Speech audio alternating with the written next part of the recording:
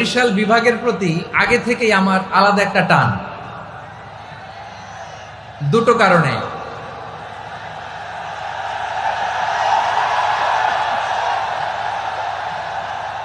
আলহামদুলিল্লাহ, আলহামদুলিল্লাহ, মাশাআল্লাহ। এই গণজোয়ারকে আল্লাহ তাআলা ইসলামের পক্ষে কবুল করে নিক। এই প্রাণ ঢালা উচ্ছ্বাস, ভালোবাসা, এটা কোরআনের জন্য, ইসলামের জন্য, ঠিক কিনা বলেন? কোন অপশক্তি এই গণজোয়ারকে ঠেকাতে পারবে না, কারণ যে ভালোবাসা আল্লাহর জন্য হয় সেটাকে ঠেকানো যায় না, ঠিক কিনা বলেন?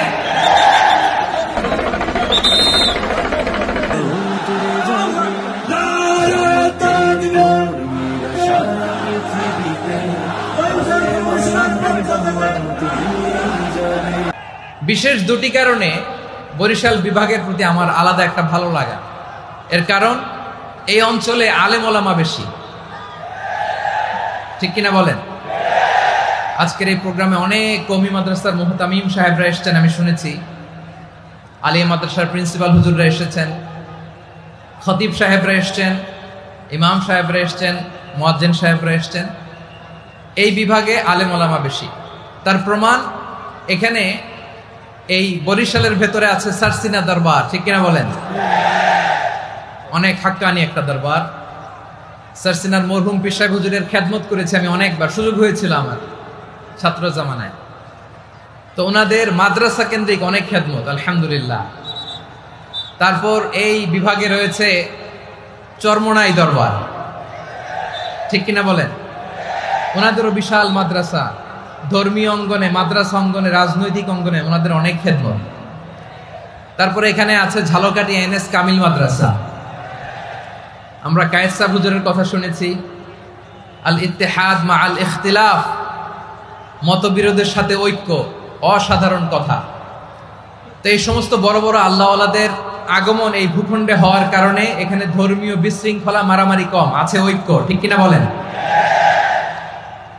বরিশাল বিভাগের প্রতি আমার বিশেষ ভালোবাসার এটা একটা কারণ। ২ নম্বর কারণ হচ্ছে, আমি ঢাকাতে যে মাদ্রাসায় পড়াশোনা করেছি, দারুন নাজাত সিদ্দিকিয়া কামিল মাদ্রাসা, আমার মাদ্রাসার শিক্ষক মন্ডলীর অধিকাংশ হচ্ছে এই বরিশালের, আলহামদুলিল্লাহ। আমাদের শ্রদ্ধেয় প্রিন্সিপাল হুজুর আখম আবু বকর সিদ্দিক হাফিজাহুল্লাহ ওয়া রাআহ, উনি এলাকার সহ পুরো দারুন নাজাত মাদ্রাসার অধিকাংশ আসাতাজা ইকরাম এই ভূখণ্ডের, এই অঞ্চলের হওয়ার কারণে ছোটবেলা থেকেই বরিশালের প্রতি আমার একটি ভালোবাসা। তো আমি অন্তরের অন্তঃস্থল থেকে আবারও শুভেচ্ছা জানাতে চাই। আমি আমাদের অনেক ভাইদেরকে দেখতে পাচ্ছি, আপনারা বসার জায়গা পাননি, দাঁড়িয়ে আছেন এবং খুবই নিশ্চুপ, শান্ত, সুশৃঙ্খল। The people of Barishal, they are very smart, আলহামদুলিল্লাহ, মাশাআল্লাহ। এবং শ্রোতা যাদেরকে দেখতে পাচ্ছি, বেশিরভাগের বয়স 15 থেকে 25। জেনজি, যেখানেই যাই জেনজি আমারে ছাড়ে না, মাশাআল্লাহ। এরাই আগামীর বাংলাদেশ, এরাই বাংলাদেশ। এদের হাতেই নিরাপদ আমার লাল সবুজের পতাকা, এদের হাতেই নিরাপদ আমার 56,000 বর্গ মাইলের প্রতিটি ইঞ্চি মাটি। এজন্য তোমাদেরকে সাবধান থাকতে হবে, সজাগ থাকতে হবে, দেশের জন্য, এদেশের সার্বভৌমত্বের জন্য, ঠিক কিনা বলেন? আমার প্রিয় ভাইরা, আপনারা এখন যেমনি নিশ্চুপ, নীরব, very quiet and calm, discipline, I like it, I love it. শেষ পর্যন্ত আপনারা এরকম নিশ্চুপ, নীরব, নিস্তব্ধ, নিঝুম থাকবেন তো আপনারা? মাশাআল্লাহ। আমি খুব লম্বা চূড়া সময় নেব না, অনেক আলোচনা হয়েছে, আমি পাশেই ছিলাম, আমি দুপুরেই চলে এসেছি, আমি শুনছিলাম আলোচনাগুলো, অসাধারণ আলোচনা হয়েছে। আসলে আলোচনা হওয়া দরকার অল্প, ইবাদত আর আমল হওয়া দরকার বেশি, ঠিক কিনা? কিয়ামতের একটা আলামত হচ্ছে খুতবুকুম তাওয়িলা ওয়া সালাওয়াতুকুম কাসীরা। কিয়ামতের আগে আমাদের বক্তব্য হয়ে যাবে লম্বা। Your speech will be longer and your salah will be very shorter. বক্তব্য হবে লম্বা, সালাত হবে খাটো। এই নমুনা বর্তমানে আছে না নাই? ঘন্টার পর ঘন্টা, তাও তৃপ্তি মিটে না। অনেক জায়গায় রাত পর্যন্ত, মিডনাইট পর্যন্ত, মধ্যরাত পর্যন্ত আলোচনা হয়। এটা ঠিক নয়। বক্তব্য হবে একেবারে gist, cream of the creams, একেবারে ক্রিম কথাটা আলোচক উপস্থাপন করবেন। হেদায়েত দেওয়ার মালিক কে? ইন্নাকা লা তাহদি মান আহবাবতা ওয়ালাকিন্নাল্লাহা ইয়াহদি মান ইয়াশা। নবী হে, আপনি চাইলেই কাউকে হেদায়েত দিতে পারবেন না। হেদায়েত দেওয়ার মালিক কে? প্রিয় ভাইরা, আমি শুরুতেই দেখতে চাই যে আপনারা বরিশাল বিভাগের কে কোন জেলা থেকে আসলেন, এটা একটু জেনে খোঁজখবর নিয়ে আমি আলোচনা শুরু করবো ইনশাআল্লাহ বিইذنিল্লাহ।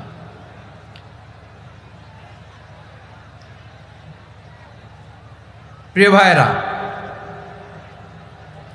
আমি দেখতে চাচ্ছি আপনাদের এই বরিশাল বিভাগের ভোলা জেলা আছে না একটা, দ্বীপ জেলা, ওখান থেকে কেউ আসতে পারছেন নাকি? হ্যাঁ, আল্লাহু আকবার, আসছে তো, ওই যে হাত দেখা যাচ্ছে। সর্বনাশ, মাশাআল্লাহ, ঠিক আছে, আল্লাহ আমার ভাইদেরকে তুমি কবুল করো। বরগুনা জেলা থেকে কেউ এসেছেন আজকের প্রোগ্রামে? ইয়া সালাম, মাশাআল্লাহ মাশাআল্লাহ, ওয়েলকাম ওয়েলকাম, ঠিক আছে। পিরোজপুর জেলার কেউ এসেছেন? পিরোজপুর জেলা থেকে মাশাআল্লাহ অনেক ভাইরা এসেছেন। ঝালকাঠি, মাশাআল্লাহ, ঝালকাঠির অনেক আসছে। তারপর বরিশাল জেলা থেকে কারা কারা এসেছেন? বরিশাল, মাশাআল্লাহ তাবারাকাল্লাহ। এবার পটুয়াখালী জেলার কারা কারা দেখি? মাশাআল্লাহ মাশাআল্লাহ মাশাআল্লাহ, আল্লাহ তুমি কবুল করো, আল্লাহ তুমি কবুল করো। লিল্লাহি তাকবীর, লিল্লাহি তাকবীর, লিল্লাহি তাকবীর। হাত নামান। প্রিয় ভাইরা, আসুন আমরা কাল বিলম্ব না করে আজকের পটুয়াখালী জেলা শহরের, মাশাআল্লাহ, ওই যে লক্ষ্মীপুর থেকে আমাদের ভাই এসে প্লেকার্ড নিয়ে দাঁড়াইছে, ঠিক আছে, প্লেকার্ড দেখেছি, ফি আমানিল্লাহ। আচ্ছা, এই বরিশাল বিভাগের বাইরে থেকে কারা কারা আসছেন দেখি, কেউ আছেন কিনা? মাশাআল্লাহ, অনেক অনেক অনেক, মাশাআল্লাহ, আল্লাহ কবুল করুন, আল্লাহ কবুল করুন, ফি আমানিল্লাহ। চাঁদপুর, ঠিক আছে ঠিক আছে, হ্যাঁ, ইলিশের বাড়ি চাঁদপুর, ঠিক আছে, মাশাআল্লাহ। বসুন বসুন। সম্মানিত ভাইরা, আসুন আমরা মূল আলোচনার দিকে চলে যাই। আজকে আমরা যে টপিকটা নিয়ে আলোচনা করব সেটা হচ্ছে, আমরা যে জীবনে বিপদে পড়ি, আমরা বিপদে পড়লে আমাদেরকে উদ্ধার করে কে? আল্লাহ ছাড়া আমাদের বাঁচানোর কেউ আছে? উদ্ধার করার কেউ আছে? রক্ষা করার কেউ আছে? এজন্য বিপদে পড়লে আমরা চাইবো কার কাছে? আমাদের যাই দরকার হোক আমরা ফরিয়াদ করব কার কাছে? নাকি মাজারে যেয়ে চাবেন? মাজারে যেয়ে চাবেন? অনেকে তো মাজারে যেয়ে কপাল ঘষে, আছে না নাই? মাজারে যেয়ে সন্তান চায়, আছে? এই এলাকায় নাই, এলাকার লোকদের আকীদা খালেস আমি জানি। মাজারে যেয়ে কপাল ঘষে আর সন্তান চায়। আচ্ছা, মাজারে গেলে সন্তান পাওয়া যায়? আচ্ছা, মাজারে না গেলে যদি বাচ্চা না হতো, গরু ছাগলের যে বাচ্চা হয় ওরা কোন মাজারে মানত করে বলেন? কথা কি বুঝতেছেন? এই যে প্রতি বছর গরু ছাগল ভেড়া এগুলো যে বাচ্চা দেয়, এরা কোন মাজারে যে মানত করে? এজন্য চাইতে হবে একজনের কাছে, তিনি কে? আমার প্রিয় পটুয়াখালীবাসী, মাজার জিয়ারত করা সুন্নাহ। আমরা মাজার জিয়ারত করব, আল্লাহ ওয়ালাদের কবরে যাব, আমরা সেখানে যে সালাম দিব, দোয়া করব, নিজের জন্য করব, কবরে শুয়ে থাকা মাইয়েতের জন্য করব, পুরো মুসলিম উম্মার জন্য করব। কিন্তু কবরে যিনি শুয়ে আছে ওই বাবার কাছে সন্তান চাওয়া যাবে? চাকরি চাওয়া যাবে? সফলতা চাওয়া যাবে? সফলতা দেয় কে? সবাই বলেন নাই, আওয়াজ করে বলেন, সফলতা দেওয়ার মালিক কে? এক কথাই রব্বুল আলামিন বলেন, ওয়া ইয়ামসাসকাল্লাহু বিদুররিন ফালা কাশিফা লাহু ইল্লা হু ওয়া ইয়ুরিদকা বিখাইরিন ফালা রাদ্দা লিফাদলি ইউসিবু বিহি মান ইয়াশাউ মিন ইবাদিহি ওয়া হুয়াল গফুরুর রহিম। আল্লাহু আকবার। আল্লাহ বললেন, ওয়া ইয়ামসাসকাল্লাহু বিদুররিন ফালা কাশিফা লাহু ইল্লা হু। আল্লাহ যদি তোমাকে কোনো বিপদ স্পর্শ করায়, আল্লাহ যদি তোমারে কোনো বিপদে ফেলে দেয়, ওই বিপদ থেকে উদ্ধার করার তিনি ছাড়া আর কেউ নাই। জোরে বলেন ঠিক কিনা? তিনি যদি কোনো বিপদে ফেলেন, তিনি ছাড়া বিপদ থেকে উদ্ধার করার কেউ নাই। আর তিনি যদি তোমার প্রতি কোনো অনুগ্রহ করতে চান, ওই অনুগ্রহ ঠেকিয়ে দেওয়ার ক্ষমতাও কারো নাই। আল্লাহ যদি আপনার সফলতা দিতে চায়, পৃথিবীর কোন শক্তি ওই সফলতাকে থামাতে পারে? এজন্য আল্লাহ বললেন, খবরদার, চিন্তা রাখিদা খালিস করে নাও। ওয়া ইয়ামসাসকাল্লাহু বিদুররিন ফালা কাশিফা লাহু ইল্লা হু। আল্লাহ বিপদে ফেললে বিপদ থেকে উদ্ধার করার কেউ থাকে না। আর আল্লাহ যদি তোমার প্রতি দয়া দেখাতে চান, অনুগ্রহ করতে চান, ওই অনুগ্রহকে প্রতিরোধ করার মতো ক্ষমতা কারো নাই। তিনি তার বান্দাদের মধ্য থেকে যাকে ইচ্ছা তাকে দেন, যত ইচ্ছা তত দেন। তিনি ক্ষমাশীল, তিনি মেহেরবান। সুবহানাল্লাহ। তিনি ক্ষমাশীল, তিনি মেহেরবান। তাহলে এই আয়াত থেকে আমরা বুঝতে পারলাম, আমরা যদি বিপদে পড়ি আমাদেরকে কেউ বাঁচাতে পারে না। আমার বাবা আমারে বাঁচাতে পারে? হ্যাঁ? আমার মা আমাকে বাঁচাতে পারে? আমার বন্ধু আমারে বাঁচাতে পারে? আমার দলের কর্মী আমাকে বাঁচাতে পারে? আমার পীর সাহেব আমারে বাঁচাতে পারে? আমার পটুয়াখালীর ভাইয়েরা খেয়াল রাখবেন, বাঁচাতে পারে এক মহান সত্তা, উদ্ধার করতে পারে এক মহান সত্তা। চিৎকার করে বলুন, তিনি কে? আবার আল্লাহ বললেন, আম্মাই ইউজিবুল মুযতাররা ইযা দাআহু ওয়া ইয়াকশিফুস সুআ ওয়া ইয়াজআলুকুম খুলাফাআল আরদ আইলাহুম মা'আল্লাহ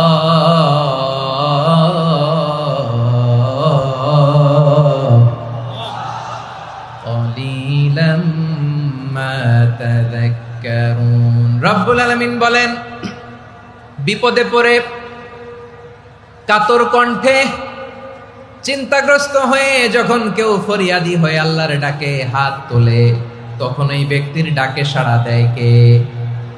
সবাই বলুন। কাতর কণ্ঠে বিপন্ন অবস্থায় আপনি যখন কেঁদে কেঁদে হাত তুলে আপনার দুঃখের কথা জানান, আপনি যখন ডাকেন তারে, তখন আপনার ডাকে সাড়া দেয় কে? আল্লাহ বলে, আমি সাড়া দেই। তোমাদের বিপদকে মুক্ত করে দেয় কে? ওই আল্লাহর সাথে কোন উপাস্য আছে নাকি? কিন্তু খুব অল্প সংখ্যক লোকই তোমরা উপদেশ গ্রহণ করো। কথাটা কার? তাহলে বিপন্ন মানবতা যখন কাঁদে, মানুষ যখন বিপদে পড়ে নিরুপায় হয়ে ফরিয়াদ করে, তার ডাক শোনার কেউ নাই একজন ছাড়া। চিল্লায় বলেন তো, তিনি কে? এজন্য আমরা ফরিয়াদের হাত কার দিকে তুলব? প্রিয় পটুয়াখালী বলেন, ফরিয়াদের দুটো হাত আমরা কার দিকে তুলবো? এবং খেয়াল রাখতে হবে, মাথার সাথে সেট করে নিতে হবে, আল্লাহ ছাড়া আমাকে উদ্ধার করার কেউ নাই। এই পৃথিবীতে কেউ আপন না। প্রিয় ভাই, বিপদে পড়লে বোঝা যায় কেউ আপন না। আপন শুধু একজন মহান সত্তা, তিনি কে? এটা কি আপনারা খেয়াল রাখতে পারবেন? হ্যাঁ, বিপদে আপদে কেউ আমাদের বাঁচাতে পারে না, তরাতে পারে না, মুক্তি দিতে পারে না, উদ্ধার করতে পারে না, একমাত্র আমার প্রভু ছাড়া, আল্লাহ ছাড়া। চিল্লায় বলেন ঠিক কিনা? এবং প্রিয় পটুয়াখালীর ভাইয়েরা, মাথার সাথে এটা সেট করে নিতে হবে যে আমাদের পুরো জীবনটাই পরীক্ষা। পুরো জীবনটাই কি? The life is a test. পুরো জীবনটাই পরীক্ষা। এই জীবনে বিপদ আসবে, আপদ আসবে, পরীক্ষা আসবে, সবার জীবনে এটা থাকে। এক একজনের পরীক্ষা এক এক রকম। আমার পরীক্ষা একরকম, মাসুদ ভাইয়ের পরীক্ষা একরকম, চৌধুরী সাহেবের পরীক্ষা একরকম, আপনার পরীক্ষা একরকম, উনার পরীক্ষা আবার আরেক রকম। পুরো পৃথিবীটাই পরীক্ষা ক্ষেত্র, সবাই পরীক্ষা দিচ্ছি, কিন্তু কারো পরীক্ষা প্রশ্নের সাথে কারোটার মিল নাই। সুবহানাল্লাহ পড়বেন না? পুরোটাই পরীক্ষা ক্ষেত্র, সবাই পরীক্ষার্থী, কিন্তু প্রশ্নপত্র একটার সাথে আরেকটা মিলে না। One doesn't match the other. একজনেরটার সাথে আরেকজনেরটা মিলে না। কাউকে আল্লাহ তাআলা ধনী বানিয়ে পরীক্ষা করেন। কি বানিয়ে? কথা কি বুঝতেছেন নাকি কষ্ট হচ্ছে? কষ্ট হচ্ছে আপনাদের? কাউকে আল্লাহ ধনী বানিয়ে পরীক্ষা করেন, আবার কাউকে আল্লাহ তাআলা গরিব বানিয়ে পরীক্ষা করেন, কাউকে আল্লাহ অসুস্থ বানিয়ে পরীক্ষা করেন। কেউ দেখবেন যে দুরারোগ্য ব্যাধিতে আক্রান্ত, ডাক্তার বলেছে আর সময় নাই, দুরারোগ্য ব্যাধি, ক্যান্সার, যার নেই কোনো অ্যান্সার, তার জন্য পরীক্ষা হচ্ছে এই রোগ। আরেক লোক দেখবেন তার আবার রোগ বালাই নাই, মাশাআল্লাহ, তাকে আল্লাহ তাআলা আর্থিক দৈন্যতা, দারিদ্রতা দিয়ে পরীক্ষা করছেন। এরকম আছে না নাই? টাকা পয়সা নাই, দিন আনে দিন খায়, যা আছে তাতে চলে না, এটা তার জন্য পরীক্ষা। আবার আরেক শ্রেণীর লোক দেখবেন, তাকে আল্লাহ অসুস্থতাও দেয় নাই, দারিদ্রতাও দেয় নাই, তার দাম্পত্য জীবনের সমস্যা আছে না নাই? স্ত্রী কথা শোনে না, অথবা ছেলে মেয়ে কথা শোনে না। তাহলে পরীক্ষা সবার জীবনে আছে, এক একজনের পরীক্ষাটা এক এক রকম। আল্লাহ তাআলা দেখতে চায় যে এই পরীক্ষার সময় আমরা কিরকম রেসপন্স করি, how to deal with the test, কিভাবে এই বিপদ আপদ পরীক্ষাগুলোকে আমরা হ্যান্ডেল করব, ডিল করব। এটা হচ্ছে আজকের আলোচনার বিষয়। বুঝতে পেরেছেন সবাই আমার প্রিয় ভাইয়েরা? তাহলে পরীক্ষাময় আমাদের জীবন, আপদ পরীক্ষা এটা মানুষের পিছু ছাড়ে না, সবার জীবনে পরীক্ষা আছে। নবীদের জীবনেও পরীক্ষা ছিল। সাহাবারা জিজ্ঞেস করেছেন, ইয়া রাসূলুল্লাহ আইয়ুন নাসি আশাদ্দু বালাআন ফিদ দুনিয়া, এই দুনিয়ার বুকে কাদের পরীক্ষা সবচেয়ে বেশি? বিশ্বনবী বলেছেন আল আম্বিয়া, এই পৃথিবীতে সবচেয়ে বেশি পরীক্ষা আল্লাহ তাআলা নিয়ে থাকেন নবীদের। কাদের? নবীদের। সুম্মাল আমসাল ফাল আমসাল, এরপরে নবীদের পরের স্তরে যারা তাদের পরীক্ষা, এরপরে তাদের পরের স্তরে যারা তাদের পরীক্ষা, সিদ্দিকিনদের, শুহাদাদের, সালিহিনদের, আল্লাহওয়ালাদের। যার ঈমান যত মজবুত তার জীবনে পরীক্ষাও তত বেশি। চিল্লায় বলেন ঠিক কিনা? তাহলে মুমিনরা, বিশ্বাসীরা, আমরা কি পরীক্ষা বিপদ আপদে ভয় পাই? হ্যাঁ, বিপদ দেখলে ভয় লাগে আপনাদের? ভয় লাগে? হ্যাঁ না, মুমিনরা বিপদে ভয় পায় না, তারা হতাশ হয় না, সুবহানাল্লাহ, তারা নিরাশ হয় না। বিশ্বাসীরা হাল ছেড়ে দেয় না, তারা ভরসা রাখে একজনের উপর। চিল্লায় বলতে হবে তিনি কে?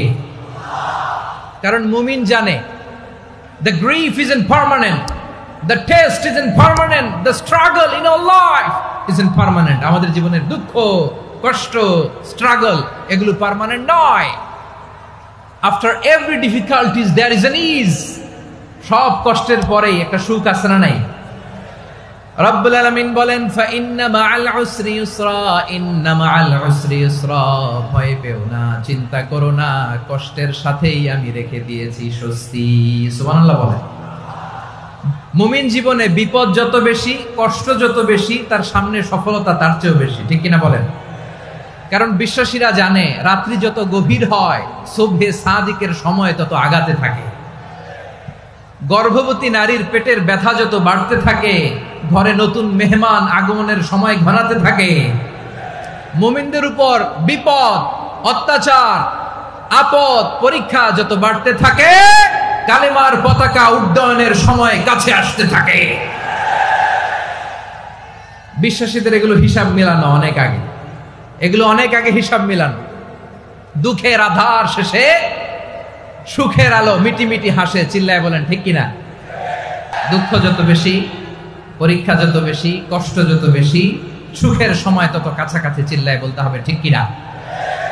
এজন্য মুমিন জীবনে পরীক্ষা বেশি, মুমিনদের হতাশা নাই, মুমিনরা নিরাশ হয় না, হতাশ হয় কাফিররা। মুমিনরা কখনো হাল ছেড়ে দেয় না, মুমিনরা ভরসা রাখে একজনের উপর, তিনি কে? তাহলে আমার প্রিয় পটুয়াখালীবাসী, বিপদ থাকবে, পরীক্ষা থাকবে, এই বিপদ থেকে আমাদেরকে উদ্ধার করবেন একজন, তিনি কে? আমরা শুধু আল্লাহর উপরই ভরসা রাখবো। রাজি আছেন তো? চাইবো একজন সত্তার কাছে, আওয়াজ করে বলুন তিনি কে? একজন সত্তার কাছে চাইবে। বিশ্বনবী ওনার চাচাতো ভাই আব্দুল্লাহ ইবনে আব্বাস রাদিয়াল্লাহু তাআলা আনহুকে বললেন, ইয়া আব্দুল্লাহ ইবনে আব্বাস, হে আব্দুল্লাহ ইবনে আব্বাস, ইদা সাআলতা ফাসআলিল্লাহ, যখন চাইবে আল্লাহর কাছে যাও। ও আব্দুল্লাহ, যখন চাইবা আল্লাহর কাছে চাও। ওয়া ইদা ইসতাআনতা ফাসতাইন বিল্লাহ, যখন সাহায্য চাইবা আল্লাহর কাছে ফরিয়াদ করো। জেনে রেখো ও আব্দুল্লাহ, ওয়া'লাম আন্নাল উম্মাতা লাউ ইজতামাআত আলা আন ইয়ানফাউকা বিশাইইন লাম ইয়ানফাউকা ইল্লা বিশাইইন ক্বাদ কাতাবাহু আল্লাহু লাক। ও আব্দুল্লাহ, জেনে রেখো, মনে রেখো, গোটা বিশ্বের সবাই মিলে যদি তোমার উপকার করতে চায়, ততটুকুই তারা করতে পারবে যতটুকু আল্লাহ তোমার নসিবে সেটা লিখে রেখেছে।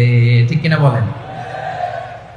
আর যদি গোটা বিশ্বের সবাই মিলে তোমার বিরুদ্ধে কনস্পাইরেসি করে, ষড়যন্ত্র করে, গোটা বিশ্বের সবাই মিলেও যদি তোমার ক্ষতি করতে চায়, ততটুকুই শুধু পারবে যেটা আল্লাহ তোমার জন্য বরাদ্দ রেখেছে। যতটুকু আল্লাহ তাআলা তোমার জন্য বরাদ্দ রেখেছে অতটুকুই ক্ষতি করতে পারবে, আর এক চুল বেশিও করতে পারবে না, কমও করতে পারবে না। চিল্লায় বলেন ঠিক কিনা? এজন্য আমরা চাইবো কার কাছে? সবাই বলেন নাই, আওয়াজ করে বলেন কার কাছে? সব সময় আমরা আল্লাহর কাছে চাইবো, বিপদে আপদে, সুখে দুঃখে, সচ্ছল অবস্থায় অসচ্ছল অবস্থায়, পরাজয়ের সময় বিজয়ের সময়, সব সময় আমরা ভরসা রাখবো কার উপর? সবাই বলুন। একদল লোক আছে যারা বিপদে পড়লে আল্লাহরে ডাকে, আছে না নাই? পটুয়াখালীতে মাশাআল্লাহ নাই, বিপদ আসলে আল্লাহরে ডাকে, বিপদ নাই আল্লাহ নাই। বিপদে পড়লে নামাজ পড়ে, বিপদও নাই নামাজও নাই। বিপদে পড়লে জিকির করে, বিপদ যখন চলে যায় ওদের জিকিরও বন্ধ হয়ে যায়। এরকম আছে না নাই? কিছু লোক দেখবেন পরীক্ষা আসলে নামাজ পড়ে, আছে আছে? জেনজি আওয়াজ করো, এরকম আছে? এই কমন পড়ে গেছে, কমন পড়ছে। দেখবেন পরীক্ষার সময় নামাজ পড়ে, পরীক্ষাও নাই নামাজও আছে। এরকম কিছু লোক আছে অসুস্থ হলে আল্লাহরে বড্ড ভালোবাসে, আল্লাহরে খুব ডাকে। অসুস্থ হইলে অসুস্থতাও নাই, আল্লাহ স্মরণও নাই। দেখবেন কিছু লোক নির্বাচন আসলে খুব আল্লাহওয়ালা হয়ে যায়, তখন দেখবেন মাথার মধ্যে হেজাব লাগায়, পাঞ্জাবি লাগায়, আল্লাহওয়ালা হয়ে যায়। নির্বাচনও নাই, এরপরে আল্লাহর কথাও নাই। আছে না নাই? না, এরকম হওয়া যাবে না। সব সময় আমরা আল্লাহরে ডাকবো, বিপদে আপদে সব সময় ভরসা রাখবো আমরা একজনের উপর। আওয়াজ করে বলেন তিনি কে? এ কথায় আল্লাহ তাআলা আমাদের চোখে আঙ্গুল দিয়ে জানিয়ে দিলেন, ফাইদা রাকিবু ফিল ফুলকি দা'আবুল্লাহ মুখলিসিনা লাহুদ্দিন ফালাম্মা নাজ্জাহুম ইলাল বাররি ইযা হুম ইউশরিকুন। আল্লাহ বলে একদল লোক আছে, তারা যখন নৌযানে চড়ে, জলযানে চড়ে, সাগরের মধ্যে যখন জাহাজে চড়ে, লঞ্চে চড়ে, তারা যখন তুফানের সম্মুখীন হয় তখন তারা আল্লাহরে বড্ড বেশি ডাকে, একান্ত ভাবে ডাকে, বিশুদ্ধ চিত্তে ডাকে। আবার তুফান থেকে তাদেরকে সেফ জোনে নিয়ে, নিরাপদ জোনে নিয়ে যখন বন্দরে আমি আল্লাহ তাদেরকে ভিড়িয়ে দেই, ওই লোকগুলো আবার আমি আল্লাহর সাথে শিরিক করে। এরকম আছে না নাই? জাহাজে উঠছে, সাগরের মাঝখানে তুফান, ওই সময় দেখবেন আল্লাহ কারে কয়। এই কথা তো আপনাদেরকে বোঝানো সহজ, আপনারা তো নদীর দেশের মানুষ। লঞ্চে চড়েন নাই কারা কারা? দেখি, লঞ্চে চড়ছেন? হ্যাঁ, লঞ্চে চড়ে নাই এরকম একজনও নাই এখানে। আচ্ছা, লঞ্চে উঠছেন কে কে? দেখি। মাশাআল্লাহ মাশাআল্লাহ মাশাআল্লাহ, ঠিক আছে, আপনাদের বোঝানো সহজ। আচ্ছা, লঞ্চে উঠে তুফানের সম্মুখীন হয়েছেন, জলোচ্ছ্বাস, সবাই? মাশাআল্লাহ। তো এই ওয়াজ তো আপনাদের মুখস্থ, ঠিক কিনা বলেন? আমার বলার দরকার নাই, বলেন। মাঝ নদী, তুফান, জলোচ্ছ্বাস, জলের মধ্যে উচ্ছ্বাস, ঢেউ, টর্নেডো, সাইক্লোন, মেঘের ঘনঘটা, পরিবেশ ঘুটঘুটে অন্ধকার, লঞ্চ একবার এদিকে আরেকবার ওইদিকে, ভিতরে কি অবস্থা হয় বলেন তো? হ্যাঁ, তখন মুসলিমও আল্লাহরে ডাকে, হিন্দু আল্লাহরে ডাকে, ঠিক কিনা বলেন? আস্তিকও আল্লাহরে ডাকে, নাস্তিকও আল্লাহরে ডাকে, ঠিক কিনা? লঞ্চের ভেতর, স্টিমারের ভেতর কান্নারে রোল পড়ে যায়, চিৎকারের রোল পড়ে যায়, সবার মুখ দিয়ে শুধু একটা আওয়াজ, লা ইলাহা লা ইলাহা লা ইলাহা সুবহানাল্লাহ আলহামদুলিল্লাহ লা ইলাহা। আল্লাহ নামের জিকির করবে যারা, আল্লাহর কাছে প্রিয় তারা, আল্লাহর কাছে প্রিয় যারা, জান্নাতে প্রবেশ করবে তারা, জোরে লা ইলাহা লা ইলাহা ইল্লাল্লাহ লা ইলাহা ইল্লাল্লাহু মুহাম্মাদুর রাসূলুল্লাহ সাল্লাল্লাহু আলাইহি ওয়াসাল্লাম। আমার প্রিয় পটুয়াখালীবাসী, তাহলে লঞ্চের ভেতরে যখন আমরা তুফানের মধ্যে পড়ি তখন সবাই মিলে আমরা একটা নামের জিকির করি। নামটা কার? মুসলমানেরাও ডাকে, হিন্দুরাও ডাকে, আস্তিকও ডাকে, নাস্তিকও ডাকে, সবাই ডাকে একজনকে। তিনি কে? আবার দেখবেন ওই আল্লাহ তুফানের পরে, ঝড়ের পরে ওই লঞ্চটাকে যখন সদর ঘাটে ফিরিয়ে দেয়, আবার আমরা নাফরমানি শুরু করে দেই। সে কোথায় আল্লাহ বললেন, ফাইদা রাকিবু ফিল ফুলকি দা'আউল্লাহ মুখলিসিনা লাহুদ্দিন ফালাম্মা নাজ্জাহুম ইলাল বাররি ইযা হুম ইউশরিকুন। সাগরে যখন তুফানে পড়ে আমি আল্লাহর ডাকে, আবার আমি আল্লাহ যখন বাঁচিয়ে দেই, আবার আমি আল্লাহর সাথে শিরিক শুরু করে। আমরা কি এরকম হতে চাই নাকি? এরকম করবেন? হ্যাঁ না, আমরা তুফানে পড়লেও আল্লাহরে ডাকি, আবার বাঁচায় দেওয়ার পরেও ডাকি কারে? আল্লাহকেই ডাকি। বিমানের মধ্যে মাঝে মাঝে দেখবেন যে এয়ার টার্বুলেন্স হয়, জানেন? এয়ার টার্বুলেন্স জানেন তো? মাঝে মাঝে বিমানটা বাউন্সিং করে, বাম্পি, ভেরি বাম্পি ওয়েদার। শোনেন নাই?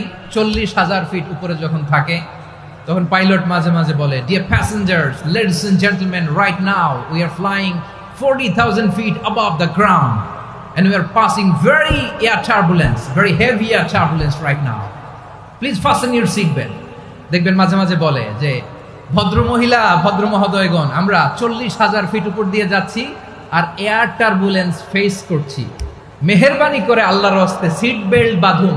তখন বিমানটা এরকম বাউন্সিং করে, শেকিং করে। আপনারা মুখোমুখি হয়েছেন? ইদানিং এই এয়ার টার্বুলেন্স বেড়ে গিয়েছে। গত বছর আমার ইন্টারন্যাশনাল অনেকগুলো ফ্লাইট ছিল, তো আমি দেখলাম যে আগের ফ্লাইটগুলোর তুলনায় এখন এয়ার টার্বুলেন্স খুব বেশি। আমি একটু রিসার্চ করে দেখলাম, ক্লাইমেট চেঞ্জের কারণে, জলবায়ু পরিবর্তনের কারণে আকাশের বাতাসের মুভমেন্টে পরিবর্তন হয়েছে, ফলে এখন বিমান শেকিং করে বেশি, বাউন্সিং, বাম্পি ওয়েদার। তো বলেন তো, 40,000 ফিট উপরে যখন আপনি, কয় হাজার ফিট? সবাই বলুন, কয় হাজার ফিট?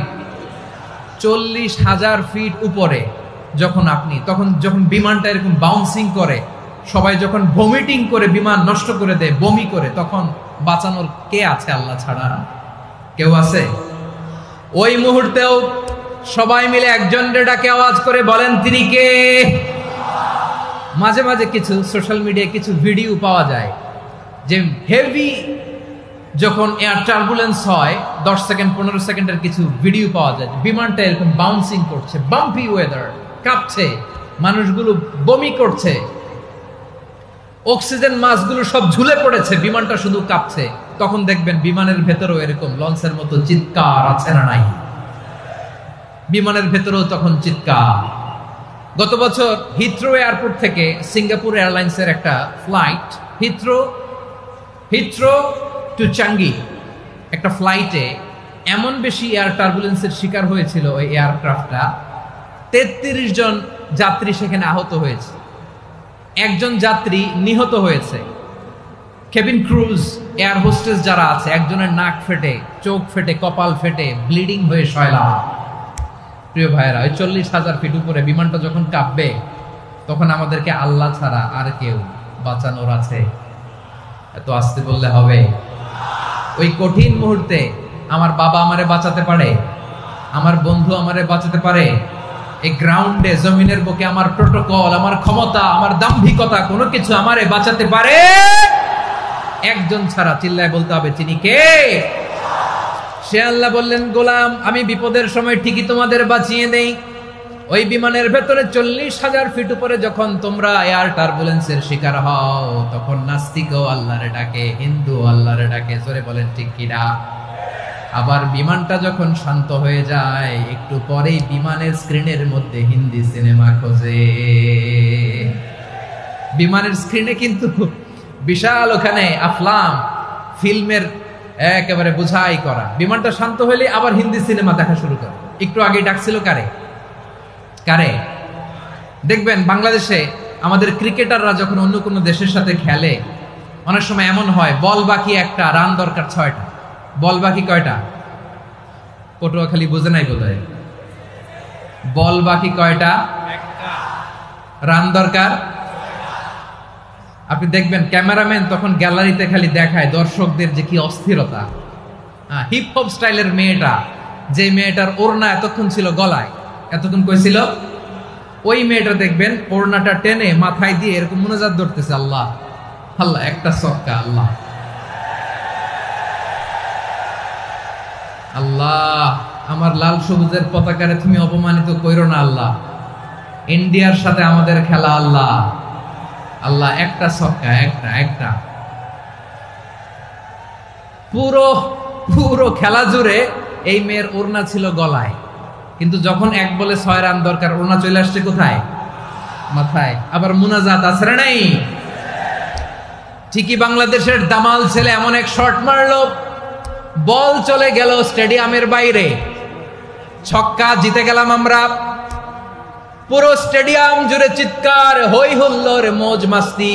যেই মেয়েটা মাথার মধ্যে ওড়না দিয়ে এতক্ষণ সুবহানাল্লাহ সুবহানাল্লাহ বলে আল্লাহর কাছে দোয়া করেছে, ওই মেয়ে এখন আবার ওড়না ফেলে দিয়ে নাচা শুরু করে দিয়েছে। তাহলে আল্লাহর ভয়, আল্লাহর প্রতি আস্থা, বিশ্বাস, ভালোবাসা, এটা কি ক্ষণিকের জন্য? মানে আমার যখন লাগবে তখন আল্লাহরা ইউজ করবো নাকি? হ্যাঁ, বিপদে আপদে, সুখের সময় দুঃখের সময়, সচ্ছল অসচ্ছল অবস্থায় বিশ্বাসীরা ভরসা রাখে একজনের উপর। চিৎকার করে বলো, পটুয়াখালী তিনি কে? সে আল্লাহ বললেন, গোলাম মনে করো না জাহাজ থেকে সদরঘাটে ভিড়িয়ে দিলাম তুমি নিরাপদ হয়ে গেছো। মনে করো না 40,000 ফিট থেকে সেফ ল্যান্ডিং এর পরে এয়ারপোর্টে নেমে গেলেই তুমি নিরাপদ হয়ে গেছো। ও মিয়া, বিপদ কি শুধু সাগরে আর আকাশে? ঘরের বিপদও, ঘরের ভেতরও বিপদ আসতে পারে কি পারে না? এজন্য সূরা মুলক আল্লাহ বললেন, আমিনতুম মান ফিস সামাই আন ইয়াখসিফা বিকুমুল আরদা ফাইদা হিয়া তামুর। তোমরা কি ভাবছো তোমরা নিরাপদ? সাগরের মধ্যে তুফান, আল্লাহ আল্লাহ ডাকলাম, সদরঘাটে যেয়ে পড়ছি, বাইসে গেছেন তো আপনি। আর পাবে আপনারে আল্লাহ? আল্লাহরে তো সাগরের মাঝখানে তো আল্লাহ আপনারে পাইছিল, আর তো পাবে না। আর পাবে আপনারে? আর আল্লাহ ধরতে পারবে আপনারে? ঘরের ভেতরও বিপদ দিয়ে আটকাতে পারে কে?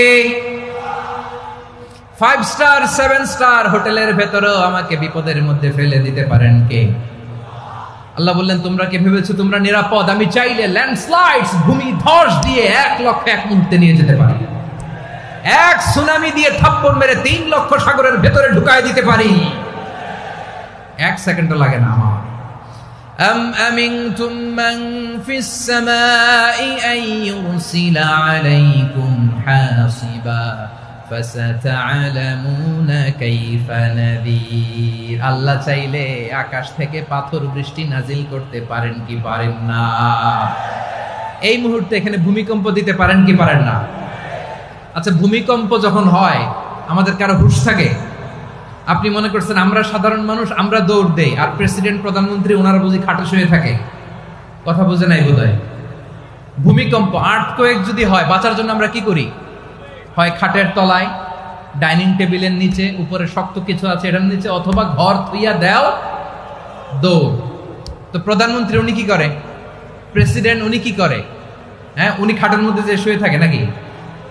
উনিও দৌড়, সাধারণ মানুষও দৌড়, প্রধানমন্ত্রীও দৌড়, বাড়িওয়ালাও দৌড়, ভাড়াটিয়াও দৌড়, সবাই দৌড়। নাকি ভাড়াটিয়ারা বাড়ি থুইয়া দৌড়, বাড়িওয়ালারা আর বেরোয় না? এরকম না। তাহলে যে কোনো মুহূর্তে ভূমিকম্প দিয়ে নাস্তানাবুদ করতে পারে কে? আমার প্রিয় ভাইয়েরা, আমরা নিরাপদ নই, আমরা তার দয়ায় বেঁচে আছি। কার দয়ায়?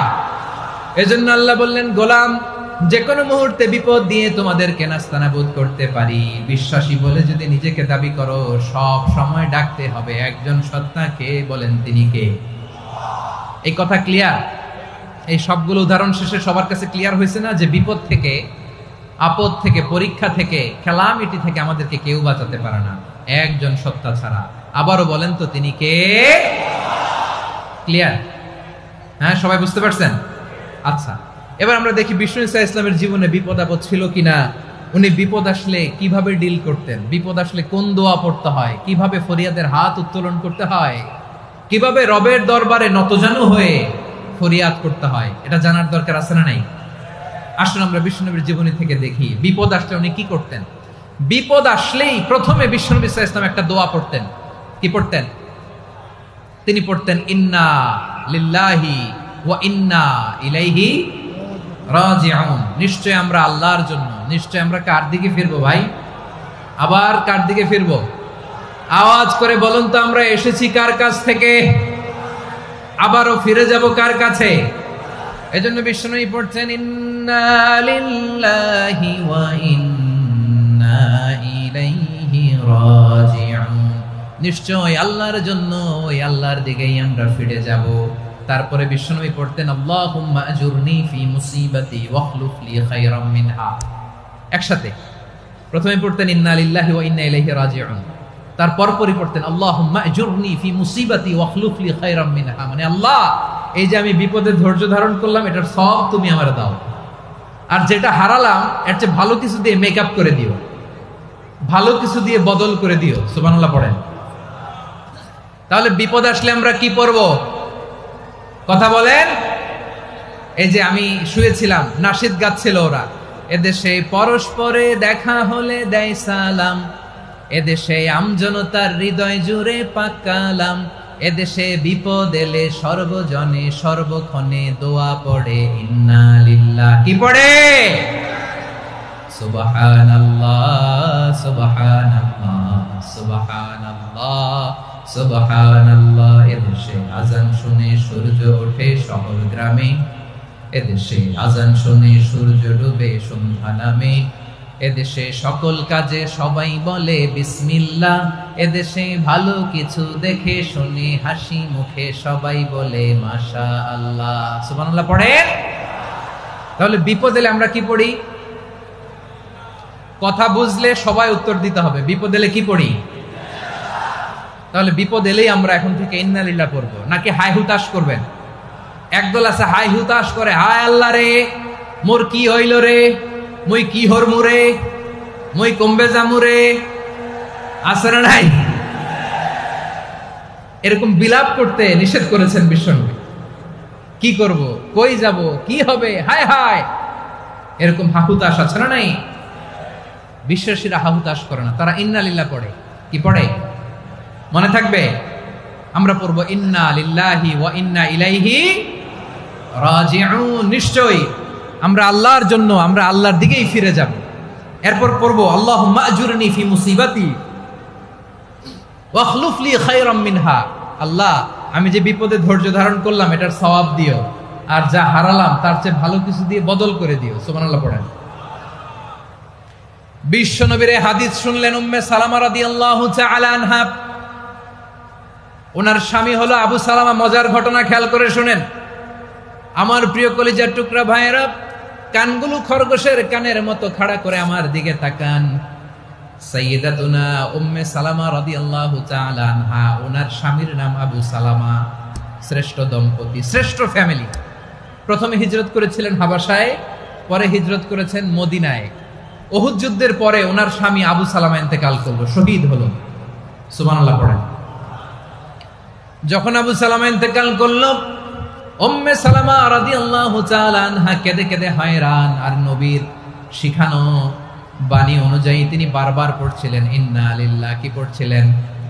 মুই কই যামু, কি হরমু, এগুলো বলে নাই। কি বলছে? ইন্না লিল্লাহ।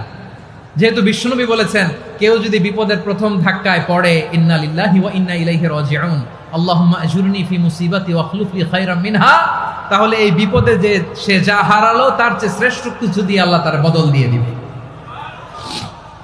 এই হাদিস শুনে উম্মে সালামা রাদিয়াল্লাহু তাআলা আনহা ওনার প্রাণ প্রিয় স্বামী আবু সালামার ইন্তেকালের পরে চোখের পানি ছাড়ে আর পড়ে ইন্না লিল্লাহি ওয়া ইন্না ইলাইহি রাজিউন, আল্লাহুম্মা আজুরনি ফি মুসিবাতি ওয়াখলুফ লি খায়রাম মিনহা। বারবার এই দোয়া পড়ে চোখের পানি ছাড়ে, এই দোয়া পড়ে চোখের পানি ছাড়ে, আর মনে মনে বলে আবু সালামার মতো ভালো মানুষ মদিনাতে নাই, আবু সালামার চেয়েও ভালো মানুষ মদিনাতে নাই। তার চেয়ে ভালো মানুষ কি করে আল্লাহ তাআলা আমারে দিবে, তার চেয়ে ভালো মানুষ তো আমি মদিনাতে দেখি না। চোখের পানি দিয়ে বুক ভাসায় আর নবীর হাদিসের উপর আমল করে, পড়ে ইন্না লিল্লাহি ওয়া ইন্না ইলাইহি রাজিউন, ইন্না লিল্লাহি ওয়া ইন্না ইলাইহি রাজিউন। পড়তে পড়তে চোখের পানি ছাড়ে আর চিন্তা করে বিশ্বনবী বললেন, এই দোয়া পড়লে যেটা হারালাম তার চেয়ে ভালো কিছু দিয়ে আল্লাহ পুরস্কার দেয়। আবু সালামার চেয়ে ভালো মানুষ মদিনার মধ্যে আর কে হতে পারে? কি আজীব তামাশা, কি অবাক করা ঘটনা। কিছুদিন পরে দেখা গেল সাইয়্যিদুল মুরসালিন রাহমাতাল লিল আলামিন স্বয়ং বিশ্ব নবী উম্মে সালামাকে বিয়ের প্রস্তাব পাঠিয়েছে। স্বয়ং বিশ্ব নবী উম্মে সালামা রাদিয়াল্লাহু তাআলা আনহাকে বিয়ের প্রস্তাব পাঠিয়েছেন। উনি রাজি হয়ে গেলেন, বিয়ে হয়ে গেল, উনি হয়ে গেলেন উম্মুল মুমিনিন, আমাদের মা, পুরো মুসলিম উম্মার মা। চিৎকার করে বলেন আল্লাহু আকবার। তাহলে আমার প্রাণপ্রিয় ভাইয়েরা, বিপদে পড়লে আমরা পড়বো ইন্না লিল্লাহি ওয়া ইন্না ইলাইহি রাজিউন, আল্লাহুম্মা আজুরনি ফি মুসিবাতি ওয়া খলুফনি খায়রাম মিনহা। পড়বেন? পড়বেন না? যারা যারা বিপদ আসলে এই দোয়াটা পড়বেন এখন থেকে, আওয়াজ করে ইনশাআল্লাহ বলেন। যা হারাইছেন তার চেয়ে শ্রেষ্ঠ জিনিস দিয়ে বদলা দিবে কে? বিশ্বাস হয়? একটু সন্দেহ লাগে মনে হয়, একটু সন্দেহ আছে? যাদের বিশ্বাস হবে তাদের কি আল্লাহ উত্তম বদলা দিবে, ঠিক কিনা বলেন? তাহলে বিপদে পড়লেই প্রথমে আমরা এটা পড়ব। দোয়াগুলো যদি এখন মুখস্থ না হয়, এই যে রেকর্ডিং হচ্ছে, পেয়ে যাবেন, কালকেই পেয়ে যাবেন। শুনে শুনে মুখস্থ করবেন। আমার মায়েরা, আমার বোনেরা, আপনাদের জন্য 3টি মাঠের অ্যারেঞ্জমেন্ট করা হয়েছে, আমি জানি।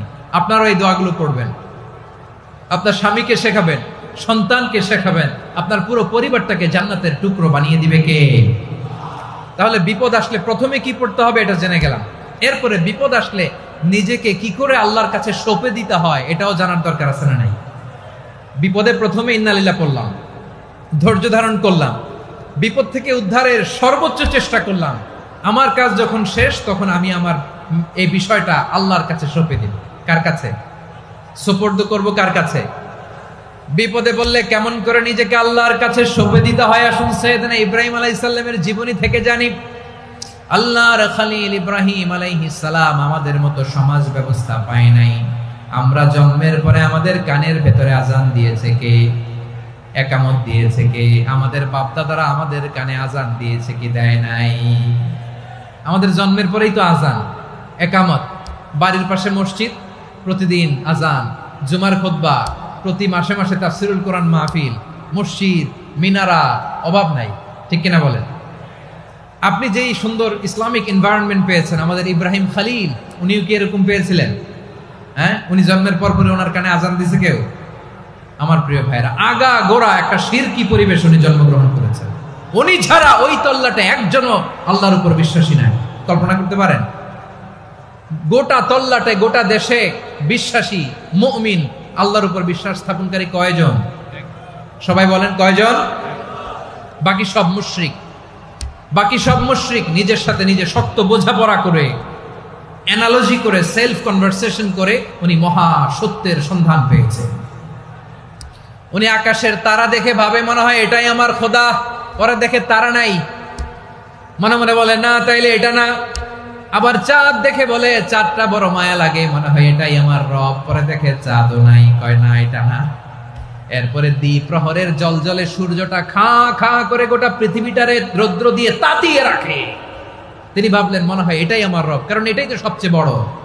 কিন্তু বিকেল বেলা ওই সূর্যটাও যখন চলে যায়, সাইয়েদনা ইব্রাহিম বলে না এটাও তো নাই, আমার খোদা যদি আমার ছেড়ে চলে যায়, বিপদে পড়লে আমারে উদ্ধার করবে কে? এভাবে নিজের সাথে অ্যানালজি, সেলফ কনভারসেশন করতে করতে করতে তিনি মহা সত্যের সন্ধান পেয়েছেন। সুবহানাল্লাহ। সব শেষে তিনি ডিসিশন, নিশ্চয় আমি এমন সত্তার দিকে মনোনিবেশ করলাম, মুখাপেক্ষী হলাম, যিনি আকাশ বানিয়েছেন, জমিন বানিয়েছেন, আমি মুশরিক নই। সুবহানাল্লাহ। পারতেন? আপনি পারতেন? কেউ নাই, লক্ষ লক্ষ মুশরিক, আপনি একা। ওনার মতো এরকম বিচক্ষণতা দিয়ে আল্লাহরে খুঁজে পাইতে পারতেন আপনি? কি নবী ছিল, আল্লাহকে খুঁজে পেয়েছে। যখন আল্লাহর ইবাদত শুরু করলো, এই কথা ছড়ায় পড়লো চারদিকে। নমরুদ সাইয়েদনা ইব্রাহিমকে ডেকে পাঠালেন। নমরুদ বলে, ইব্রাহিম তুমি নাকি মূর্তির পূজা না করে কোন নতুন রবের ইবাদত করো, কে তোমার রব? সাইয়েদনা ইব্রাহিম বললেন রব্বি আল্লাযী ইউহয়ী ওয়া ইউমীত, আমি এমন রবের ইবাদত করি যিনি জীবন দেন, যিনি মৃত্যু দেন। নমরুদ বলে তাই নাকি? তোমার রব জীবন দেয় মৃত্যু দেয়, আর এটা তো আমি দেই, আমিও তো জীবন দেই, আমিও তো মৃত্যু দেই। সাইয়েদনা ইব্রাহিম বললেন কেমন করে তুমি জীবন দাও মৃত্যু দাও একটু দেখাও তো। নমরুদ জেলখানা থেকে দুজন কয়েদিকে ডেকে আনলো, কয়েদি এনে অর্ডার করলো একটাকে এখনই শিরোচ্ছেদ, হেড অফ ডেথ পেনাল্টি, মৃত্যুদণ্ড দেয়া হলো, ফিনকি দিয়ে রক্ত বেরোলো।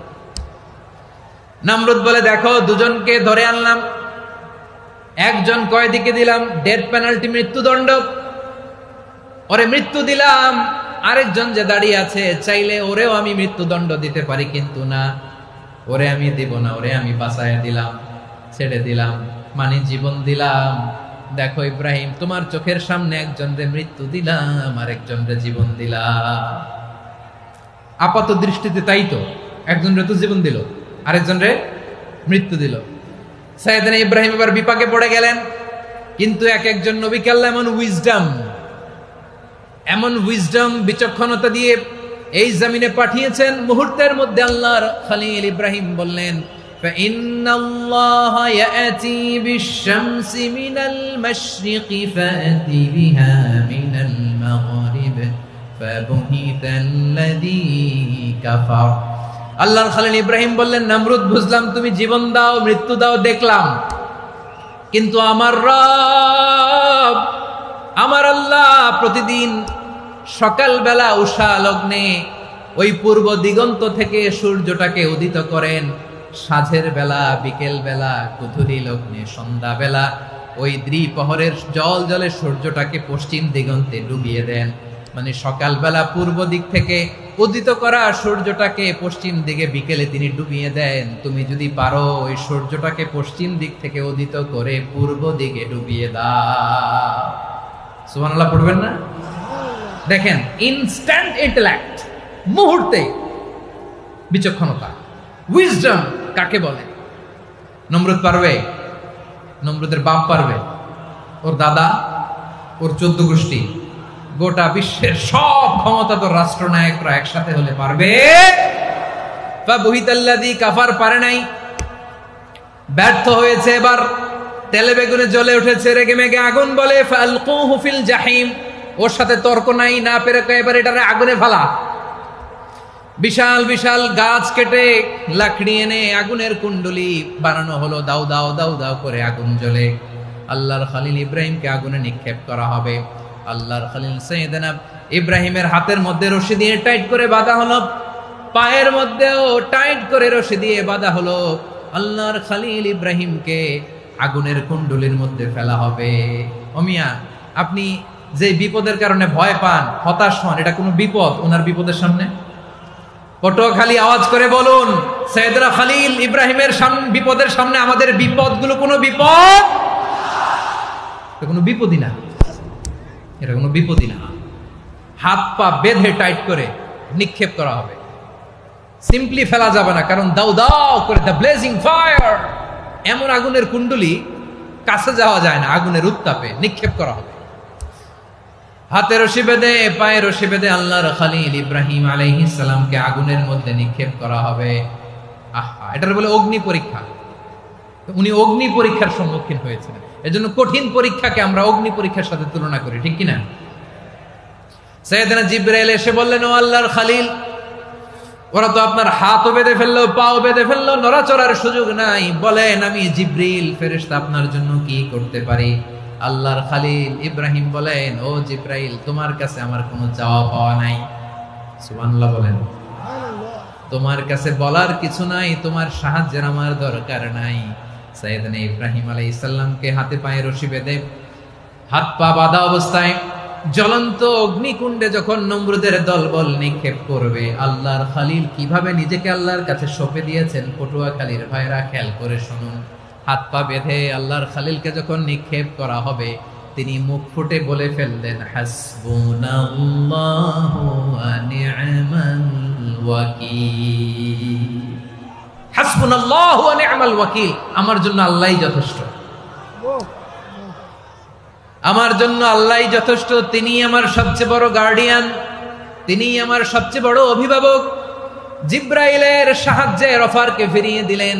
দুনিয়ার বুকে কারো কাছে কিছু বলেন নাই, মুখ ফুটে বলেছেন হাসবুনাল্লাহ। ও আমার পটুয়াখালীর প্রাণের ভাইয়েরা, খেয়াল রাখবেন, কোন বান্দা তার হাতে থাকা সব চেষ্টাটুকুন করার পরে মুখ ফসকে মুখ দিয়ে যখন বলে ফেলে হাসবুনাল্লাহ, বান্দা যখন হাসবুনাল্লাহ বলে ফেলে, ওই ব্যাপারটা ডিল করার দায়িত্ব স্বয়ং আল্লাহ আরশের উপর থেকে নিয়ে নেয়। আপনি যখন বলে ফেলবেন হাসবুনাল্লাহ, এটা ডিলিং করবে কে তখন? চিল্লায় বলেন না, তিনি কে? বান্দা তার সাধ্যের সবটুকু চেষ্টার পরে নতজানু হয়ে যখন বলবে হাসবুনাল্লাহ, আল্লাহ তুমি আমার জন্য যথেষ্ট, নি'মাল ওয়াকিল, তুমি আমার শ্রেষ্ঠ অভিভাবক, তখন তার কি দরকার না দরকার এটা ডিল করে স্বয়ং আল্লাহ। নিক্ষেপ করা হলো সাইয়েদনা ইব্রাহিমকে অগ্নিকুণ্ডলিতে। হাজার হাজার মানুষের দৃশ্য দেখার জন্য জড়ো হয়েছে এরকম বিশাল ময়দানে।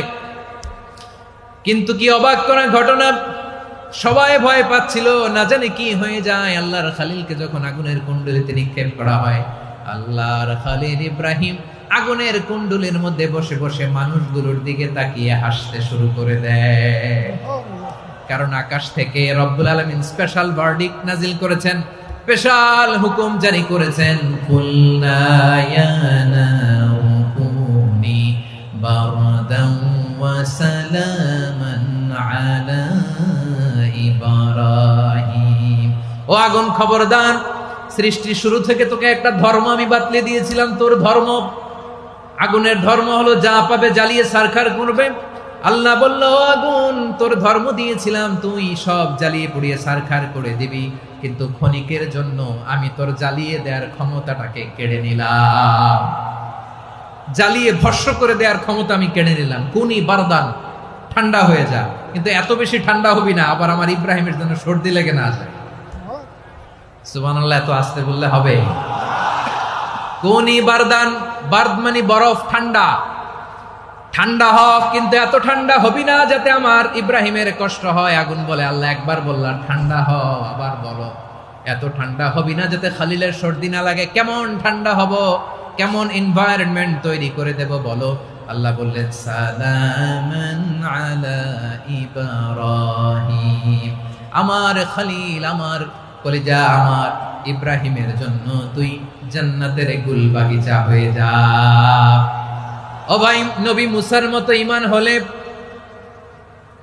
রাস্তা হবে সাগর জলে, নবী ইউসুফের মতো ঈমান হলে একে একে দরজা খোলে।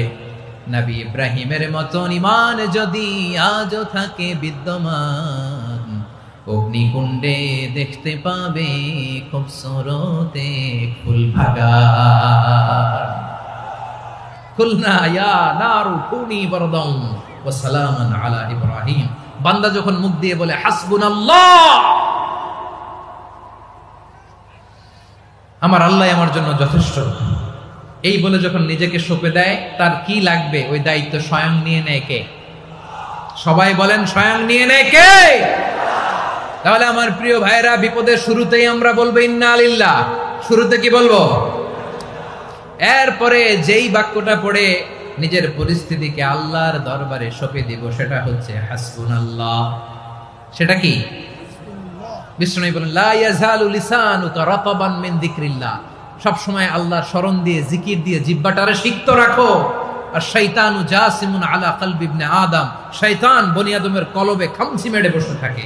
ফাইদা যাকারাল্লাহ খানাসা, মানুষ যখন আল্লাহর স্মরণ করে জিকির করে, শয়তান দৌড়ে পালায়। ওয়া ইদা গাফালা ওয়াসওয়াসা, যখনই বনি আদম গাফেল হয়, তখনই শয়তান তার হৃদয়ে ওয়াসওয়াসা দেয়। এজন্য বিপদে পড়লে ইন্না লিল্লাহ, নিজের সবটুকুন করার পরে, নিজের রোল প্লে করার পরে নিজেকে আমরা কি বলে সঁপে দিব? সবাই বলেন, সবাই বলতে হবে।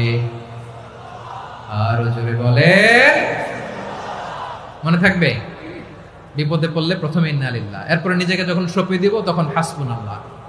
এরপরে কঠিন বিপদ যদি যখন বিশ্বনবী পড়তেন, তখন কি করতেন? এমন বিপদ মাঝে মাঝে হয় না, দেয়ালে পিঠ থেকে যায়, চোখে মুখে অন্ধকার, কি করব দিশা খুঁজে পাই না, এরকম হয় কখনো? হ্যাঁ, আপনাদের হয় হয় না? তো জান্নাতে আছেন আপনারা। হয় হয় এরকম হয়েছে না যে দেয়ালে পিঠ থেকে গেছে, চোখে মুখে অন্ধকার, কই যাব, কি করব, বাঁচানোর কেউ না, এরকম হয়েছে কখনো আপনাদের? যদি হয় তাইলে এটার সলিউশন বলবো, না হইলে তো এগুলো বলে লাভ নাই। হয় হয় হয় বিশ্বনবী এরকম কঠিন বিপদে পড়েছেন জীবনের কিছু কিছু মুহূর্তে। ওই মুহূর্তে বিশ্বনবী স্পেশাল 2টা দোয়া পড়তেন। এই দোয়াগুলো আপনাদেরকে জানিয়ে দেয়। বিশ্বনবী বলেন, কঠিনতম বিপদে যখন পড়বা, দেয়ালে পিঠ থেকে যায়, চোখে মুখে অন্ধকার, বাঁচার কোনো উপায় নাই, তখন পড়বা লা ইলাহা ইল্লা আনতা সুবহানাকা ইন্নী কুনতু মিনাজ জালিমিন। আল্লাহ, তুমি ছাড়া কোনো ইলাহ নাই, তুমি পবিত্র, নিশ্চয় আমি জালিমদের অন্তর্ভুক্ত। সুবহানাল্লাহ বলেন। এই দোয়া সাইয়েদনা ইউনূস আলাইহিস সালাম পড়েছিলেন যখন মাছের পেটে ছিলেন। কিসের পেটে?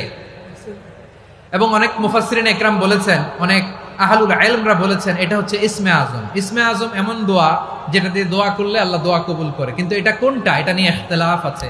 কোন আহলুল ইলম বলেন এই লা ইলাহা ইল্লা আনতা সুবহানাকা ইন্নী কুনতু মিনাজ জালিমিন, এটা হচ্ছে ইসমে আজম।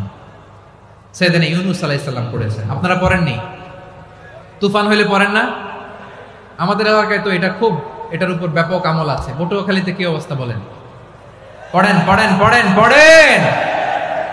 একটা গল্প শুনেছিলাম, পাক হানাদার বাহিনী যখন বাংলাদেশে অ্যাটাক করত, 71 সালের ঘটনা বলতেছে, আমরা তো দেখি নাই, শুনছি আর কি। 71 যদি দেখতাম এতদিনে রাজাকার হয়ে যেতাম। আল্লাহ আমাদেরকে বাঁচাই দিছে, আল্লাহর মেহেরবানি, ঠিক কিনা বলেন? মন মতো হইলে মুক্তিযোদ্ধা, মন মতো না হইলে রাজাকার। কত কিছু দেখলাম এই শাহবাগের বুকে। আল্লাহ, 71 সালে দেখি নাই, আমরা শুনেছি পাক হানাদার বাহিনী জিজ্ঞেস করত মুসলিম না অমুসলিম চেক করার জন্য, বলতো কালেমা বল, কালেমা বাতাও। তো যারা কালেমা বলতে পারতো পাকিস্তানি বাহিনী নাকি ওদেরকে ছেড়ে দিত, শুনেছি। তো একজনকে, এক বাঙালিরে পেয়ে তার মাথার মধ্যে বন্দুকর নল ধরে বলতেছে কালেমা বল, সালে কালেমা বাতা, কালেমা বল। তো ভয়ের চোটে এই দোয়া পড়া শুরু করছে। ও পড়তেছে লা ইলাহা ইল্লা আনতা সুবহানাকা ইন্নী কুনতু মিনাজ জালিমিন। পাকিস্তানি বলে সালে ইয়ে তো মুসিবত কা কালেমা है। বাঙালি কয় হাম তো ভি মুসিবত মে है। পাকিস্তানি বলে বেটা কোন দোয়া বললি, এটা তো মুসিবতের কালেমা। কয় আমিও তো মুসিবতে আছি, আমার মাথার মধ্যে বন্দুক ধরে তুমি আমার কালেমা জিজ্ঞেস করো, এখন কোনটা কালিমা আর কোনটা কি দোয়া, আমার হুঁশ আছে নাকি? প্রিয় ভাইরা, আসলে এটা দুআউল মুসিবা, বিপদে পড়লে এই দোয়া পড়তে হয়। লা ইলাহা ইল্লা আনতা সুবহানাকা ইন্নী কুনতু মিনাজ জালিমিন, এটা পড়বেন আপনারা।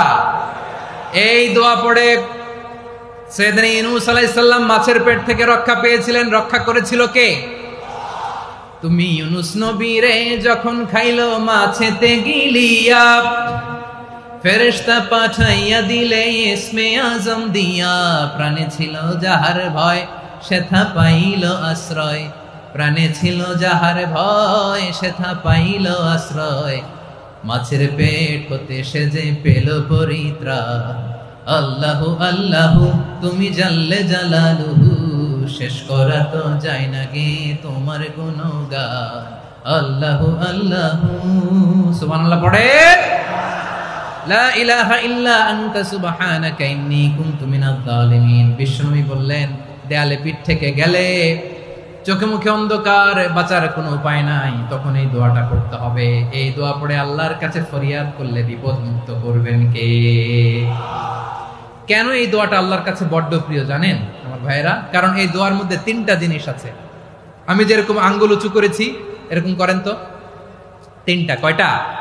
3টা। 1 নম্বরে হচ্ছে তাওহীদ, 2 নম্বরে তাসবিহ, 3 নম্বরে তাকরীর। আই রিপিট, আবারও বলছি, 1 নম্বরে তাওহীদ, 2 নম্বরে তাসবিহ, 3 নম্বরে তাকরীর। এই দোয়াটা আল্লাহর কাছে এত পছন্দনীয় কারণ এ দোয়ার প্রথম অংশে আছে তাওহীদ, আল্লাহর একত্ববাদের ঘোষণা। লা ইলাহা ইল্লা আনতা, ও আল্লাহ আপনি ছাড়া কোনো ইলাহ নাই, উপাস্য নাই। এই কথা বললে আর আল্লাহ বড় খুশি হয়ে যায়। সুবহানাল্লাহ পড়েন। এ দোয়ার দ্বিতীয় অংশে আছে তাসবিহ, মানে আল্লাহর প্রশংসা, প্রশংসা সূচক বাণী। সুবহানাক সুবহানাক সুবহানাক, ও আল্লাহ আমি আপনার পবিত্রতা ঘোষণা করছি। সুবহানাক, একথা শুনলেও আল্লাহ খুশি হয়ে যায়। সুবহানাল্লাহ পড়েন। এই দোয়ার তৃতীয় অংশে আছে তাকরীর। তাকরীর মানে পাপের স্বীকৃতি। তাকরীর মানে কি? তাকরীর মানে পাপের স্বীকৃতি। এই দোয়ার তৃতীয় অংশে আছে ইন্নী কুনতু মিনাল যালিমিন, ও আল্লাহ আমি জালিমদের অন্তর্ভুক্ত। আল্লাহ আল্লাহ আমি জালেম, আল্লাহ আমি ভুল করেছি, অন্যায় করেছি, আল্লাহ আমি জালেমদের অন্তর্ভুক্ত। এই পাপের স্বীকৃতি, অ্যাকনোলেজমেন্ট আল্লাহ বড্ড পছন্দ করে। যখন আল্লাহর কাছে আপনি ছোট হবেন, ছোট হতে হতে যত ছোট হবেন, ওই দৃশ্যটা দেখতে আল্লাহ বড্ড পছন্দ করে। সুবহানাল্লাহ বলে। 3 নম্বর অংশ ইন্নী কুনতু মিনাজ জালিমিন, আল্লাহ আমি জালেমদের অন্তর্ভুক্ত। সাইয়েদনা আদম আলাইহিস সালাম ভুল করে যখন নিষিদ্ধ গাছের ফুল খেয়ে ফেললেন, ফল খেয়ে ফেললেন, আল্লাহ বললেন আদম ক্ষমা পেতে চাইলে তুমি আর হাওয়া মিলে স্বীকৃতি দাও, পাপের স্বীকৃতি আর পড়ো রব্বানা যালামনা আনফুসানা ওয়া ইল্লাম তাগফির লানা ওয়া তারহামনা লানাকুনান্না মিনাল খাসিরিন। ও আল্লাহ আমি আদম আর হাওয়া যালামনা আনফুসানা, আমরা আমাদের নফসের উপর বড্ড জুলুম করেছি। আল্লাহ ওয়া ইল্লাম তাগফির লানা ওয়া তারহামনা, আপনি যদি ক্ষমা না করেন, আপনি যদি দয়া পরবশ না হন, আপনি যদি রহম না করেন, আমরা তো ক্ষতিগ্রস্তদের মধ্যে শামিল হয়ে যাব। এই দোয়া করার সাথে সাথে সাইয়েদনা আদম আর হাওয়া আলাইহিস সালামকে ক্ষমা করে দিলেন কে? তাহলে এই দোয়ার 3 নম্বর অংশ তাকরীর, এটা আল্লাহ বড্ড পছন্দ করে। আমার কলিজার টুকরা ভাইয়েরা, গুনাহ করে শিকার যেতে হবে, এটা আল্লাহ ভালোবাসেন। সাইয়েদনা আবু বকর রাদিয়াল্লাহু তাআলা আনহু বিষ্ণু ইসলামকে বললেন, ইয়া রাসূলুল্লাহ আল্লিমনি দুআআন আদউ বিহি ফি সালাতি, নবী হে আপনি আমার এমন একটা স্পেশাল দোয়া শিখায়া দেন যে দোয়াটা আমি নামাজে পড়ব। নবী বললেন, তাহলে তুমি পড়ো আল্লাহুম্মা ইন্নী যালামতু নাফসি যুলমান কাসীরান ওয়া লা ইয়াগফিরুয যুনুবা ইল্লা আনতা ফাগফিরলি মাগফিরাতাম মিন ইনদিকা ওয়ারহামনি ইন্নাকা আনতাল গফুরুর রহিম। সুবহানাল্লাহ। সালাম ফেরানোর আগে পড়েন, কথা কয় না, পড়েন পড়েন। ও আবু বকর, নামাজে যদি দোয়া করতে মনে চায় এই দোয়াটা পড়বা, আল্লাহুম্মা ইন্নী যালামতু নাফসি, আল্লাহ জুলুম করেছি আমার নফসের উপর, যুলমান কাসীরা অনেক জুলুম, ওয়া লা ইয়াগফিরুয যুনুবা ইল্লা আনতা, আপনি ছাড়া এই জুনুব, এই পাপ ক্ষমা করার দ্বিতীয় কোনো রব নাই। আছে? আল্লাহ ছাড়া আমাদের গুনাহ আর কে কে ক্ষমা করতে পারে বলেন তো? কে পারে? কে? এজন্য আল্লাহরে বলবেন, আল্লাহ আমি ছাড়া তোমার গোলামের অভাব নাই, ও আমার রব আমি ছাড়া এই জমিনের বুকে তোমার গোলামের অভাব নাই, কিন্তু তুমি ছাড়া তো আমার দ্বিতীয় কোনো রব নাই। পারবেন বলতে? পারবেন? চোখের পানি ছেড়ে আল্লাহরে বলবেন, আল্লাহ তুমি আমার রব, তুমি আমার সব। কি বলবেন? আল্লাহ আমারে রব। সবাই বলুন, আল্লাহ আমারে রব, দমে দমে তনু মনে তারি অনুভব, আল্লাহ আমারে রব। আল্লাহরে বলেন, আল্লাহ তুমি আমার রব, তুমি আমার সব। আল্লাহ আমি ছাড়া এই জমিনে তোমার গোলামের অভাব নাই, তুমি ছাড়া আমার দ্বিতীয় কোনো রব নাই। এ কথা বলে চোখের পানি ছেড়ে আল্লাহরে স্বীকৃতি দেন, আল্লাহ আমি পাপী, আল্লাহ জামিনে আমার চেয়ে বড় পাপী আর কেউ নাই। ওযু করে সিজদায় লুটিয়ে পড়ে চোখের পানি ছেড়ে আল্লাহরে পাপের স্বীকৃতি দেন, আল্লাহ এমন কোন জুলুম নাই, গুনাহ নাই আমি করি নাই, সগীরা কবিরা, জেনে না জেনে, ইচ্ছায় অনিচ্ছায়, শিরকি বেদাতি সব গুনাহ করেছি। আল্লাহ আকাশের নিচে জমিনের উপরে আমার চেয়ে বড় গুনাহগার আর কেউ নাই। চোখের পানি ছেড়ে আল্লাহরে বলেন, আল্লাহ আমি ছাড়া তোমার গোলামের অভাব নাই, তুমি ছাড়া আমার দ্বিতীয় কোনো রব নাই, তুমি ছাড়া তো কেউ আমার গুনাহ ক্ষমা করার নাই, তুমি আমার রব, তুমি আমার সব। বলতে পারবেন? এই তাকরীর আমার পটুয়াখালীর ভাইয়া, এই স্বীকৃতিটা দেখতে আল্লাহ বড্ড ভালোবাসে, কারণ আমরা সবাই গুনাহগার, আমরা সবাই কি? বিশ্বনবী বলেন, কুল্লুকুম খাত্তাউন, হা বানি আদম তোমরা সবাই পাপী। সবাই কি? সবাই পাপী। আমরা সবাই পাপী, আপন পাপের বাটখারা দিয়ে অন্যের পাপ মাপি, আমরা যে পাপি এটা ভাবতে মনে চায় না কারো, খালি অন্যের পাপ দেখি আমরা, এটা ভুল। ওর এই পাপ, ও পাপি, ও জালেম, ও জাহান্নামী, এরকম একটা টেন্ডেন্সি। আমার যে কি হালাত এটার খেয়াল নাই।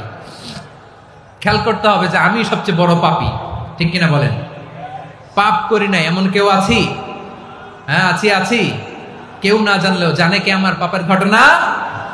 পৃথিবী না জানুক আমি তো জানি, আমি কি পাপ করেছি হায়।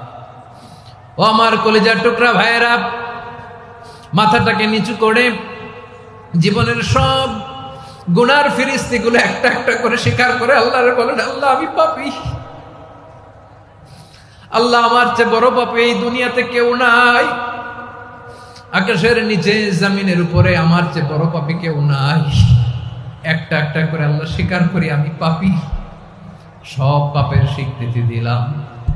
পৃথিবী না জানুক আমি তো জানি, আমি কি পাপ করেছি হায়।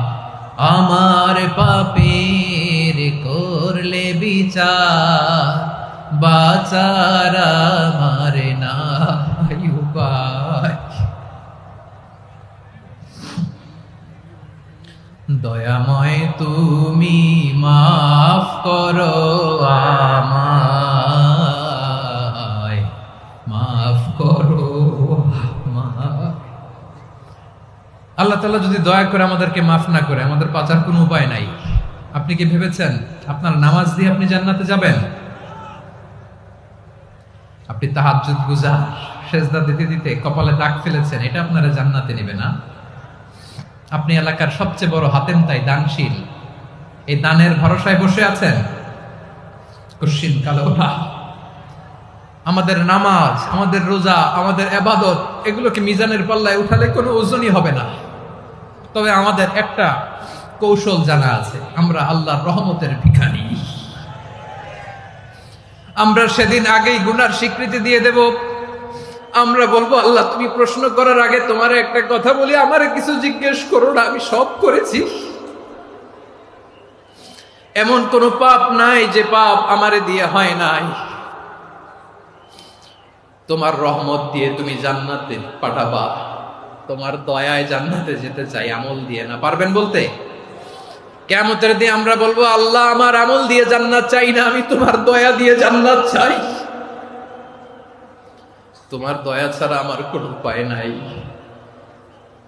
কারণ আল্লাহ যদি বিচার করে, বাঁচার কারো উপায় নাই। আল্লাহ যদি বলে ফেলেন তুই এটা করলি কেন, ওখানে গেলি কেন, কোরআনে 1000 বার নিষেধ করলাম তারপরেও এই পাপে জড়ালি কেন, এরকম প্রশ্ন ছুড়ে দিলে আমার উত্তর আছে?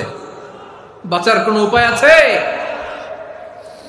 রোজ হাসরে হে আল্লাহ আমার করোনা বিচার, আল্লাহ করোনা বিচার। বিচার চাহি না তব দয়া চাই, এ গুনাহগার, আল্লাহ করোনা বিচার। আপনার আমল দিয়ে জান্নাতে যাবেন? কি দিয়ে যাবেন? আল্লাহর দয়া দিয়ে। আল্লাহর রহম আর দয়া ছাড়া কেউ জান্নাতের চেহারাও দেখতে পাবে না। আমার প্রিয় ভাইরা, এই দোয়া আল্লাহর কাছে পছন্দনীয় হওয়ার কারণ 3টা। দোয়ার প্রথম অংশে আছে তাওহীদ, আল্লাহর একত্ববাদের ঘোষণা। এই দোয়ার দ্বিতীয় অংশ আছে তাসবিহ, আল্লাহর প্রশংসা সূচক বাণী। এই দোয়ার 3 নাম্বার অংশ পাপের স্বীকৃতি। তাহলে আমরা সবাই গুনাহগার, আমরা আল্লাহর কাছে পাপের স্বীকৃতি দিয়ে বলবো, ও আল্লাহ ইন্নী কুনতু মিনাজ জালিমিন, আমরা জুলুম করেছি, পাপ করেছি, অন্যায় করেছি, আল্লাহ বুঝতে পারি নাই, শয়তানের ওয়াসওয়াসায় পড়ে, বন্ধুর পাল্লায় পড়ে, নফসের খায়েশ মিটাতে যে আল্লাহ করে ফেলেছি। তুমি গুনাহ না মাফ না করলে আমাদের গুনাহ মাফ করার দ্বিতীয় কেউ নাই, ঠিক কিনা বলেন? এভাবে অনুতপ্ত হয়ে যদি আল্লাহর কাছে দোয়া করেন, দেয়ালে পিঠ থেকে গেছে, কোন রাস্তা নাই বের হওয়ার, ওই মুহূর্তেও আপনাকে বিপদ থেকে উদ্ধার করবে কে? বিশ্বনবী চরম বিপদে পড়লে 2টা দোয়া পড়তেন। প্রথম হলো এটা, লা ইলাহা ইল্লা আনতা সুবহানাকা ইন্নী কুনতু মিনাল যালিমিন। এই দোয়াটা আমরা বেশি বেশি পড়ব প্রিয় ভাইরা। রাজি আছেন? সবাই আওয়াজ করে পড়ুন ইনশাআল্লাহ। আমার প্রিয় ভাইয়েরা, বিপদে পড়লে বিশ্বনবী আরো একটা দোয়া পড়তেন, লা ইলাহা ইল্লাল্লাহুল আযীমুল হালিম, লা ইলাহা ইল্লাল্লাহু রাব্বুল আরশিল আযীম, লা ইলাহা ইল্লাল্লাহু রাব্বুস সামাওয়াতি ওয়াল আরদি ওয়া রাব্বুল আরশিল কারীম। এই যে বললাম, রেকর্ড হয়ে গেছে। এখন তো আর ইনস্ট্যান্ট মুখস্থ না হলো, পরে মুখস্থ করে নেবেন। আল্লাহ ছাড়া কোনো উপাস্য নাই, তিনি সুমহান, মহা সহিষ্ণু। আল্লাহ ছাড়া কোনো উপাস্য নাই, তিনি সুমহান, আরশের অধিপতি। আল্লাহ ছাড়া কোনো উপাস্য নাই, তিনি আকাশের মালিক, জমিনের মালিক, তিনি সুবিশাল আরশের অধিপতি। সুবহানাল্লাহ পড়েন। এই দোয়াটা কেউ যদি পড়ে যদি এর ওসিলা করে দোয়া করে, তাকে বিপদ থেকে মুক্তি দেয় কে? মনে থাকবে আপনাদের? তাহলে বিপদের প্রথম ধাক্কায় কি যেন পড়তে হয়? ইন্না লিল্লাহ। তারপরে কি বলে আল্লাহর কাছে নিজেকে সঁপে দিতে হয়? দেয়ালে পিঠ থেকে গেলে লা ইলাহা ইল্লা আনতা সুবহানাকা ইন্নী কুনতু মিনাজ জালিমিন। দুই নম্বর হচ্ছে লা ইলাহা ইল্লাল্লাহুল আযীমুল হালিম, লা ইলাহা ইল্লাল্লাহু রাব্বুল আরশিল আযীম, লা ইলাহা ইল্লাল্লাহু রাব্বুস সামাওয়াতি ওয়াল আরদি ওয়া রাব্বুল আরশিল কারীম। মনে থাকবে? ইনশাআল্লাহ বলেন সবাই, আওয়াজ করে সবাই ইনশাআল্লাহ। অনেক সময় এমন হয়, হঠাৎ বিপদের সম্মুখীন হই আমরা, রেডি হয়ে বের হয়েছে অফিসে, হঠাৎ অ্যাক্সিডেন্টে পড়ে যাই, হঠাৎ পেটের ব্যথায় অজ্ঞান, এরকম হয় না? আপনাদের হয় না? বিষ্ণু ইসলাম বলেন, আকস্মিক দুর্ঘটনার বিপদ থেকে যদি কেউ বাঁচতে চায়, সকাল সন্ধ্যা যেন প্রত্যেকে এই দোয়াটা পড়ে। সকালে যদি 3 বার পড়ে, সন্ধ্যা পর্যন্ত হঠাৎ বিপদ থেকে সে রক্ষা পাবে। To be protected from sudden calamity, sudden disaster, sudden calamity, হঠাৎ বিপদ, হঠাৎ ভয়ঙ্কর কোন আকস্মিক বিপদ থেকে আল্লাহ বাঁচায় দিবে। সকালে পড়লে সন্ধ্যা পর্যন্ত প্রোটেক্টেড, সন্ধ্যাবেলায় যদি 3 বার পরে সকাল পর্যন্ত প্রোটেক্টেড। সুবহানাল্লাহ পড়ে। দোয়াটা কি? দোয়াটা হচ্ছে বিসমিল্লাহিল্লাযী লা ইয়াদুররু মা ইসমিহি শাইউন ফিল আরদি ওয়ালা ফিস সামাই ওয়া হুয়াস সামিউল আলিম। ছোট না? অনেক ছোট, মুখস্থ করবেন। বিসমিল্লাহিল্লাযী লা ইয়াদুররু মা ইসমিহি শাইউন ফিল আরদি ওয়ালা ফিস সামা। ওই আল্লাহর নাম নিচ্ছি, যে আল্লাহর নামের বরকতে আকাশ জমিনের কোনো কিছু কারো কোনো ক্ষতি সাধন করতে পারে না। তিনি সর্বশ্রোতা, সর্বজ্ঞ। সুবহানাল্লাহ পড়েন। পড়বেন এই দোয়াটা, বিসমিল্লাহিল্লাযী লা ইয়াদুররু মা ইসমিহি শাইউন ফিল আরদি ওয়ালা ফিস সামাই ওয়া হুয়াস সামিউল আলিম। ফজরের পরে 3 বার, মাগরিবের পরে 3 বার যদি কেউ পড়ে, প্রোটেক্টেড, যে কোনো হঠাৎ বিপদ থেকে প্রোটেক্টেড। প্রোটেক্ট করেন কে? ওই আল্লাহর নাম নিচ্ছি, যে আল্লাহর নামের ওসিলায় আকাশ জমিনের কোনো কিছু কোনো ক্ষতি করতে পারে না। সুবহানাল্লাহ পড়েন। আচ্ছা, এবার আমাদের জীবনে দুশ্চিন্তা আছে না নাই বলেন? Tension, hyper tension, anxiety, depression, চিন্তা, টেনশন নাই, এরকম কে কে আছে দেখি? হাত তোলেন। ওই যে হাত তুলছে এক আল্লাহর ওলি, ওই যে। টেনশন নাই তোমার? মাশাআল্লাহ। ও না বুঝে তুলছে, জোকের চোটে, জোশের ঠেলায় ধাক্কায় তুলে ফেলছে। সবার জীবনে টেনশন আছে না নাই? এই দুশ্চিন্তা, পেরেশানি, মারাত্মক পেরেশানি থেকে মুক্তি পাওয়ার জন্য বিষ্ণু ইসলাম 2টো দোয়া পড়তেন। কয়টা? অনেকগুলো পড়তেন। স্পেশাল 2টো দোয়া আজকে আপনাদের শিখায় যাব, শুনবেন না? কষ্ট হচ্ছে? সংক্ষিপ্ত মুনাজাত দিয়ে দেই। ওরে আল্লাহ, আমি তো 9:30 ক্রস করে ফেলছি মাসুদ ভাই, খেয়াল করে নেই। আরো কয়েক মিনিট? ঠিক আছে, ঠিক আছে। পেরেশানিতে পড়লে, টেনশনে পড়লে এই দোয়াটা, প্রিয় ভাইরা, বিষ্ণু ইসলাম যখন খুব বিপদে পড়তেন, দুশ্চিন্তা ওনাকে ঘিরে ধরতো, উনি পড়তেন ইয়া হাইয়ু ইয়া কাইয়ুম বিরহমাতিকা আস্তাগীথ, ইয়া হাইয়ু ইয়া কাইয়ুম বিরহমাতিকা আস্তাগীথ, ইয়া হাইয়ু ইয়া কাইয়ুম, হে শাশ্বত অবিনশ্বর, হে চিরঞ্জীব, বিরহমাতিকা আস্তাগীথ, তোমার রহমতের উসিলায় তোমার কাছে ফরিয়াদ করি। এটা পড়তেন। আবার আরেক বর্ণনায় এসেছে ইয়া হাইয়ু ইয়া কাইয়ুম বিরহমাতিকা আস্তাগীথ আসলিহ লি শা'নি কুল্লাহু ওয়ালা তাকিলনি ইলা নাফসি তারফাতা আইন। আসলিহ লি শা'নি কুল্লাহ, আল্লাহ আমার সবকিছু আপনি সেটেল করে দেন। আমাদের সব ঝামেলা সেটেল করে দিতে পারে কে? আমরা তো সেটেলমেন্টের জন্য এসপি সাহেবের কাছে যাই, ডিসি সাহেবের কাছে যাই, অমুক ভাইয়ের কাছে যাই, তমুক ভাইয়ের কাছে যাই। এই দোয়া পড়লে আরশের উপর থেকে আপনার ম্যাটার সেটেল করে দিবে কে? তাহলে পড়বেন ইয়া হাইয়ু, হে চিরঞ্জীব। হাইয়ু মানে চিরঞ্জীব, যিনি চিরকাল বেঁচে থাকবেন, মরবেন না। আল্লাহ মরবেন? তার কোনো লয় আছে, ক্ষয় আছে? সূরা রহমানে আল্লাহ বললেন কুল্লু মান আলাইহা ফানি ওয়া ইয়াবকা ওয়াজহু রাব্বিকা যুল জালালি ওয়াল ইকরাম ফাবিআইয়ি আলাই রাব্বিকুমা তুকাযিবান। জমিনে যা আছে সব ফান, ভ্যানিশ হয়ে যাবে, নিশ্চিহ্ন হয়ে যাবে, শেষ হয়ে যাবে, সব বিলুপ্ত হয়ে যাবে, একজন ছাড়া। জোরে বলেন তিনি কে?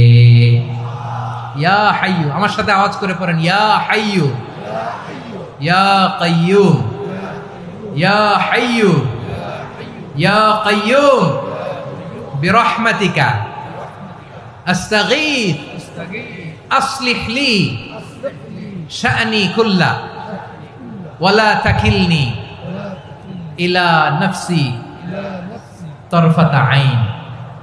এভাবে দোয়া করলে আপনাকে বিপদ মুক্ত করবে কে? এই দোয়াটা কেন পছন্দ আল্লাহর কাছে? কারণ এখানে আল্লাহর দুইটা সুন্দর নাম আছে, গুণবাচক নাম, আল হাই, আল কাইয়ুম। এই দুটো নাম আছে এখানে। আবার এই দুইটা আয়াতুল কুরসির অংশ। আয়াতুল কুরসির শুরুতে এটা আছে না নাই? হ্যাঁ, আছে না নাই? 3 নাম্বার কারণ এটা ইসমে আজম। কোন দোয়াটা ইসমে আজম? যে দোয়া ওসিলায় দোয়া করলে আল্লাহ দোয়া ফেরায় না।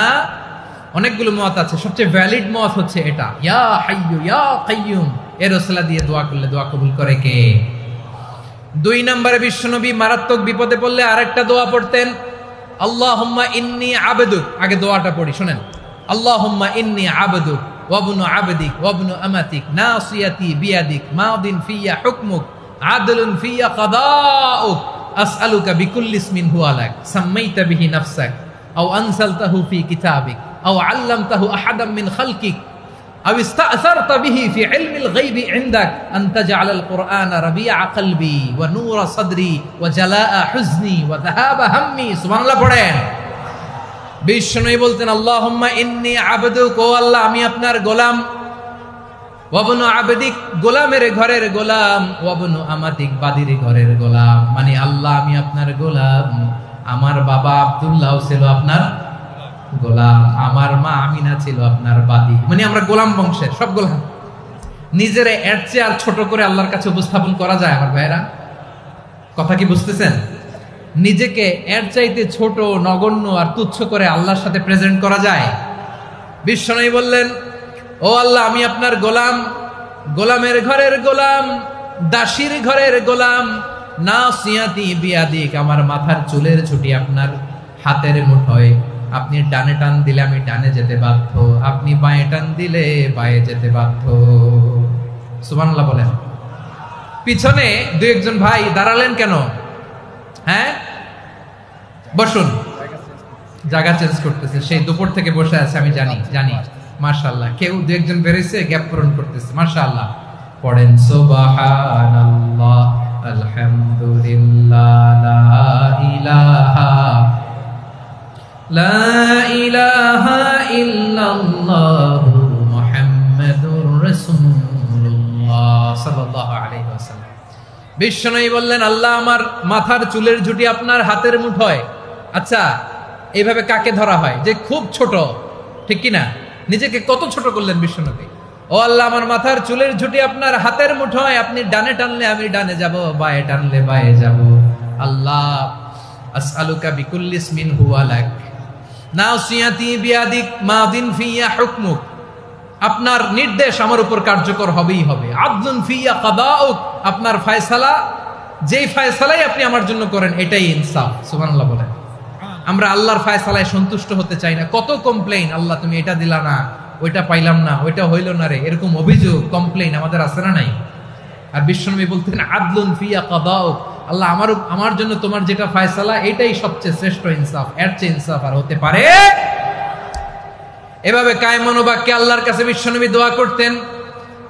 এরপরে বিশ্বনবী বললেন, আল্লাহ তোমার যত নাম আছে সব নামের ওসিলায় দোয়া করি, যে নাম তুমি আমাদেরকে জানিয়েছো যে নাম তুমি আমাদেরকে জানাও নাই, যে নাম তুমি কোরআনে নাজিল করেছো, যে নাম নাজিল করো নাই, যে নাম শুধু নবীদেরকে জানিয়েছো।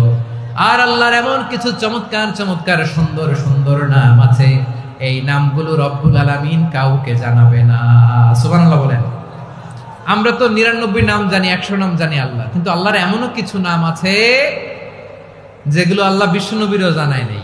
এগুলো আল্লাহ ইলমুল গায়বে রেখে দিয়েছেন। দোয়ার সময় বলবেন, আল্লাহ তোমার যেই নামগুলো জানি, যেগুলো জানি না, যেগুলো কোরআনে আছে, যেগুলো নাই, যেগুলো নবীরে খাস ভাবে জানাইছো ওগুলোর উসিলায়, যেগুলো কোনোদিন জানাবাও না তোমার ওই নামের উসিলাও তোমার কাছে চাই।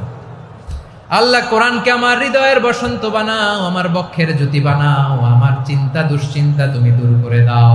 বিশ্বনবী বললেন, এই কালিমাগুলো, এই বাক্যগুলো পড়ে যদি কেউ আল্লাহর কাছে ফরিয়াদ করে, তার হৃদয় থেকে দুশ্চিন্তা কাটিয়ে দিবে কে? পড়বেন, এই দোয়াগুলো পড়বেন। আচ্ছা, সব শেষে বলি, ঋণের বোঝায় যারা জর্জরিত, বিষ্ণু ইসলাম চমৎকার একটা দোয়া শিখিয়েছেন। আমাদের অনেকে ঋণের বোঝায় জর্জরিত, আছে না নাই? এদিকে কেউ আছেন? থাকলে হাত তোলার দরকার নেই, থাকলে এই দোয়াটা পড়বেন। এক সাহাবীর নাম আবু উমামা, নামাজের ওয়াক্ত ছাড়া উনি মসজিদে যেয়ে বসে আছে। বিশ্বনবী বললেন, কিরে আবু উমামা, নামাজের তো ওয়াক্ত হয় নাই, মসজিদে কি? সাহাবী বলে, হুমুমুন লাজিমাতনি ওয়া দুয়ুন।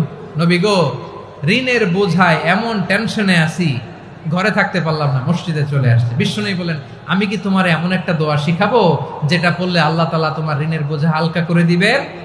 আবু উমামা বললেন, ইয়া রাসূলুল্লাহ, অবশ্যই শিখাবেন। বিশ্বনবী বললেন, তাহলে তুমি পড়বা, আল্লাহুম্মা ইন্নী আউযু বিকা মিনাল হাম্মি ওয়াল হাযান ওয়া আউযু বিকা মিনাল জুবনি ওয়াল বুখল ওয়া আউযু বিকা মিন গালাবাতিদ দাইনি ওয়া কাহরির রিজাল।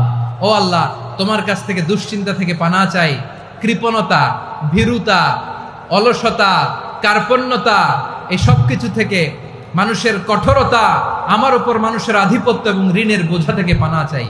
এই দোয়াটা যখন বিশ্বনবী শিখাই দিলেন, আবু উমামা বারবার এই দোয়া পড়ে, আল্লাহুম্মা ইন্নী আউযু বিকা মিনাল হাম্মি ওয়াল হাযান ওয়া আউযু বিকা মিনাল আজজি ওয়াল কাসাল ওয়া আউযু বিকা মিনাল জুবনি ওয়াল বুখল ওয়া আউযু বিকা মিন গালাবাতিদ দাইনি ওয়া কাহরির রিজাল।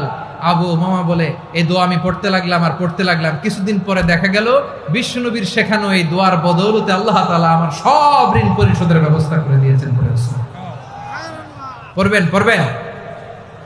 আমার প্রিয় পটুয়াখালীর ভাইরা, বিশ্বনবীর জামাতা সাইয়্যিদিনা আলী রাদিয়াল্লাহু তাআলা আনহুর কাছে এক লোক এসে বলে, হে আলী, ঋণের বোঝায় আমি জর্জরিত, আমার কিছু অর্থ দিয়ে সাহায্য করো। সাইয়্যিদিনা আলী রাদিয়াল্লাহু তাআলা আনহু বললেন, আমি কি তোমারে এমন একটা দোয়া শিখাবো যেটা বিশ্বনবী আমাদের শিখিয়েছেন? এই দোয়া যদি তুমি পড়ো, লাউ কানা আলাইকা মিসলু জাবালিন কাবীরিন দাইনান আদাল্লাহু আনকা, পাহাড় পরিমাণও যদি ঋণের বোঝা হয়, আল্লাহ এটা পরিশোধের ব্যবস্থা করে দিবেন। ছোট্ট একটা দোয়া বিশ্বনবী শিখালেন, বললেন, তুমি পড়বা, আল্লাহুম্মা কফিনি বিহালালিকা আন হারামিকা ওয়া আগনিনি বিফাদলিকা আম্মান সিওয়াক। মুখস্থ আছে? হ্যাঁ, আছে। আল্লাহুম্মা কফিনি বিহালালিকা আন হারামিক, আল্লাহ তোমার হালাল দিয়ে আমাকে পরিতুষ্ট করো, হারাম থেকে বাঁচিয়ে রাখো, আর তোমার অনুগ্রহে মানুষের মুখাপেক্ষী যেন আমি না হই, আমি যেন সবসময় তোমার মুখাপেক্ষী হয়, ওই তৌফিক দিও। সুবহানাল্লাহ পড়েন। এই দোয়া বেশি বেশি পড়লে ঋণের বোঝা হালকা করে দিবে কে? তাহলে প্রিয় ভাইয়েরা, বিপদে পড়লেই প্রথমে কি পড়বেন? পটুয়াখালী ভুইলা গেছে। বিপদে পড়লেই প্রথমে ইন্না লিল্লাহ কি বলে নিজেকে আল্লাহর কাছে সঁপে দিতে হয়? হাসবুনাল্লাহ। চরম বিপদে দেয়ালে পিঠ থেকে গেছে, তখন লা ইলাহা ইল্লা আনতা সুবহানাকা ইন্নী কুনতু মিনাজ জালিমিন। এরপরে লা ইলাহা ইল্লাল্লাহুল আযীমুল হালিম, এই দোয়া। আকস্মিক বিপদ, হঠাৎ যেন কোনো বিপদ আমাকে পেয়ে না বসে, এটার জন্য বিসমিল্লাহিল্লাযী লা ইয়াদুররু মা ইসমিহি শাইউন ফিল আরদি ওয়ালা ফিস সামাই ওয়া হুয়াস সামিউল আলিম। সকালে 3 বার, রাতে 3 বার। আর মারাত্মক tension, hyper tension, anxiety, depression থেকে বাঁচার জন্য 2 দোয়া, ইয়া হাইয়্যু ইয়া কাইয়্যুম, ইয়া হাইয়্যু ইয়া কাইয়্যুম, মনে থাকবে? আর আল্লাহুম্মা ইন্নী আবদুক, এই দোয়া। ঋণ থেকে বাঁচার জন্য 2 দোয়া, আল্লাহুম্মা ইন্নী আউযু বিকা মিনাল হাম্মি ওয়াল হাযান, এটা। আর আল্লাহুম্মা কফিনি বিহালালিকা আন হারামিকা ওয়া আগনিনি বিফাদলিকা আম্মান সিওয়াক। আর সব সময় পড়ার জন্য একটা আমল দিয়ে যাই, উঠতে বসতে, অফিসে যাচ্ছেন, অফিস থেকে ফিরতেছেন, বসে আছেন, শুয়ে আছেন, ছোট্ট এক শব্দে আমরা যেন বেশি বেশি পড়ি, আস্তাগফিরুল্লাহ। আওয়াজ করে আমার সাথে পড়ুন, আস্তাগফিরুল্লাহ। আবার পড়ুন আস্তাগফিরুল্লাহ।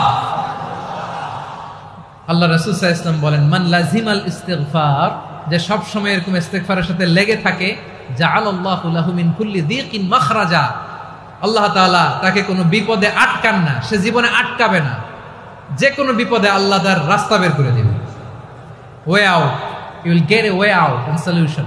সুবহানাল্লাহ। ওয়া মিন কুল্লি হাম্মিন ফারাজা, দুশ্চিন্তা মুক্ত হবে, ওয়ায়ারযুকহু মিন হাইসু লা ইয়াহতাসিব, এমন জায়গা থেকে আল্লাহ রিজিকের বন্দোবস্ত করবে যেটা সে কল্পনাও করে নাই। আওয়াজ করে পড়েন সুবহানাল্লাহ। তাহলে মনে থাকবে আস্তাগফিরুল্লাহর কথা। সব শেষ কথা বলবো, সব শেষ আমার প্রিয় ভাইয়েরা। এটা গেল নিজের বিপদ। কিসের বিপদ? নিজে যদি বিপদে পড়েন। অন্যের বিপদ যদি দেখেন, এটার জন্য একটা দোয়া আছে। অনেক সময় আমরা দেখি হাসপাতালে ক্যান্সারের 3rd স্টেজে চলে গেছে, লোকটা হ্যাংলা হয়ে চিকন হয়ে হায়রে কি কষ্ট পায়, দেখি না?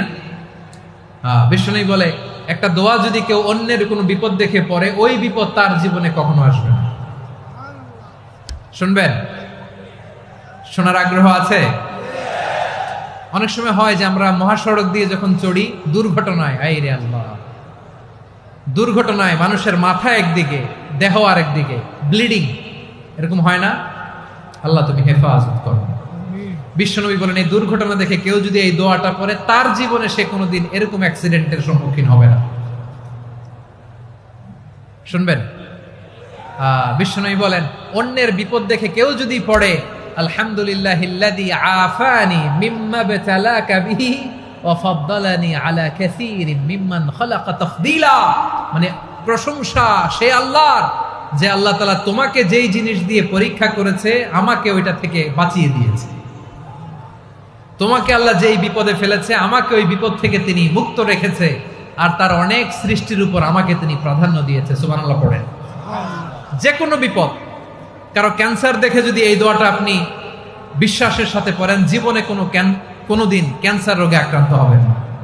দুর্ঘটনা দেখে যদি পড়েন, ওই দুর্ঘটনা আপনাকে স্পর্শ করবে না। যে কোনো কারো বিপদ দেখে যদি কোনো বিশ্বাসী বান্দা এই দোয়া পড়ে, বিশ্বনবী বলেন, লাম ইউসিবহু যালিকাল বালা, ওই বিপদ তাকে আর ধরবে না।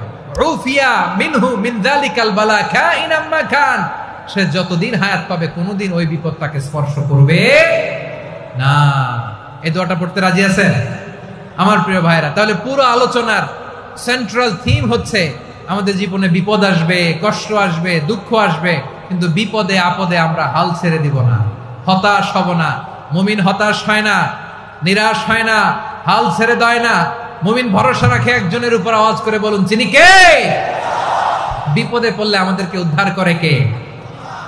আবার আমাদেরকে যদি কোনো নেয়ামত আল্লাহ দিতে চান, ওইটা কেড়ে নেওয়ার ক্ষমতা কারো আছে?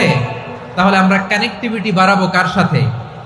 আমাদের প্রার্থনার ফরিয়াদের হাত তুলবো কার কাছে? রাজি আছেন পটুয়াখালীর ভাইয়েরা? মনে থাকবে কথাগুলো? আল্লাহ তাআলা আমাদের সবাইকে কথাগুলো বোঝার ও আমল করার তৌফিক দান করুন। আমি আপনাদের আতিথেয়তা, আপনাদের ভালোবাসায় মুগ্ধ হয়েছি, ইমপ্রেসড হয়েছি। আলহামদুলিল্লাহ। লক্ষ লক্ষ তাওহীদি জনতা, কোনো ডিস্টার্ব নাই, কোনো হই হুল্লোড় নাই, মারামারি নাই। পটুয়াখালী আজকে হিস্ট্রি তৈরি করেছে।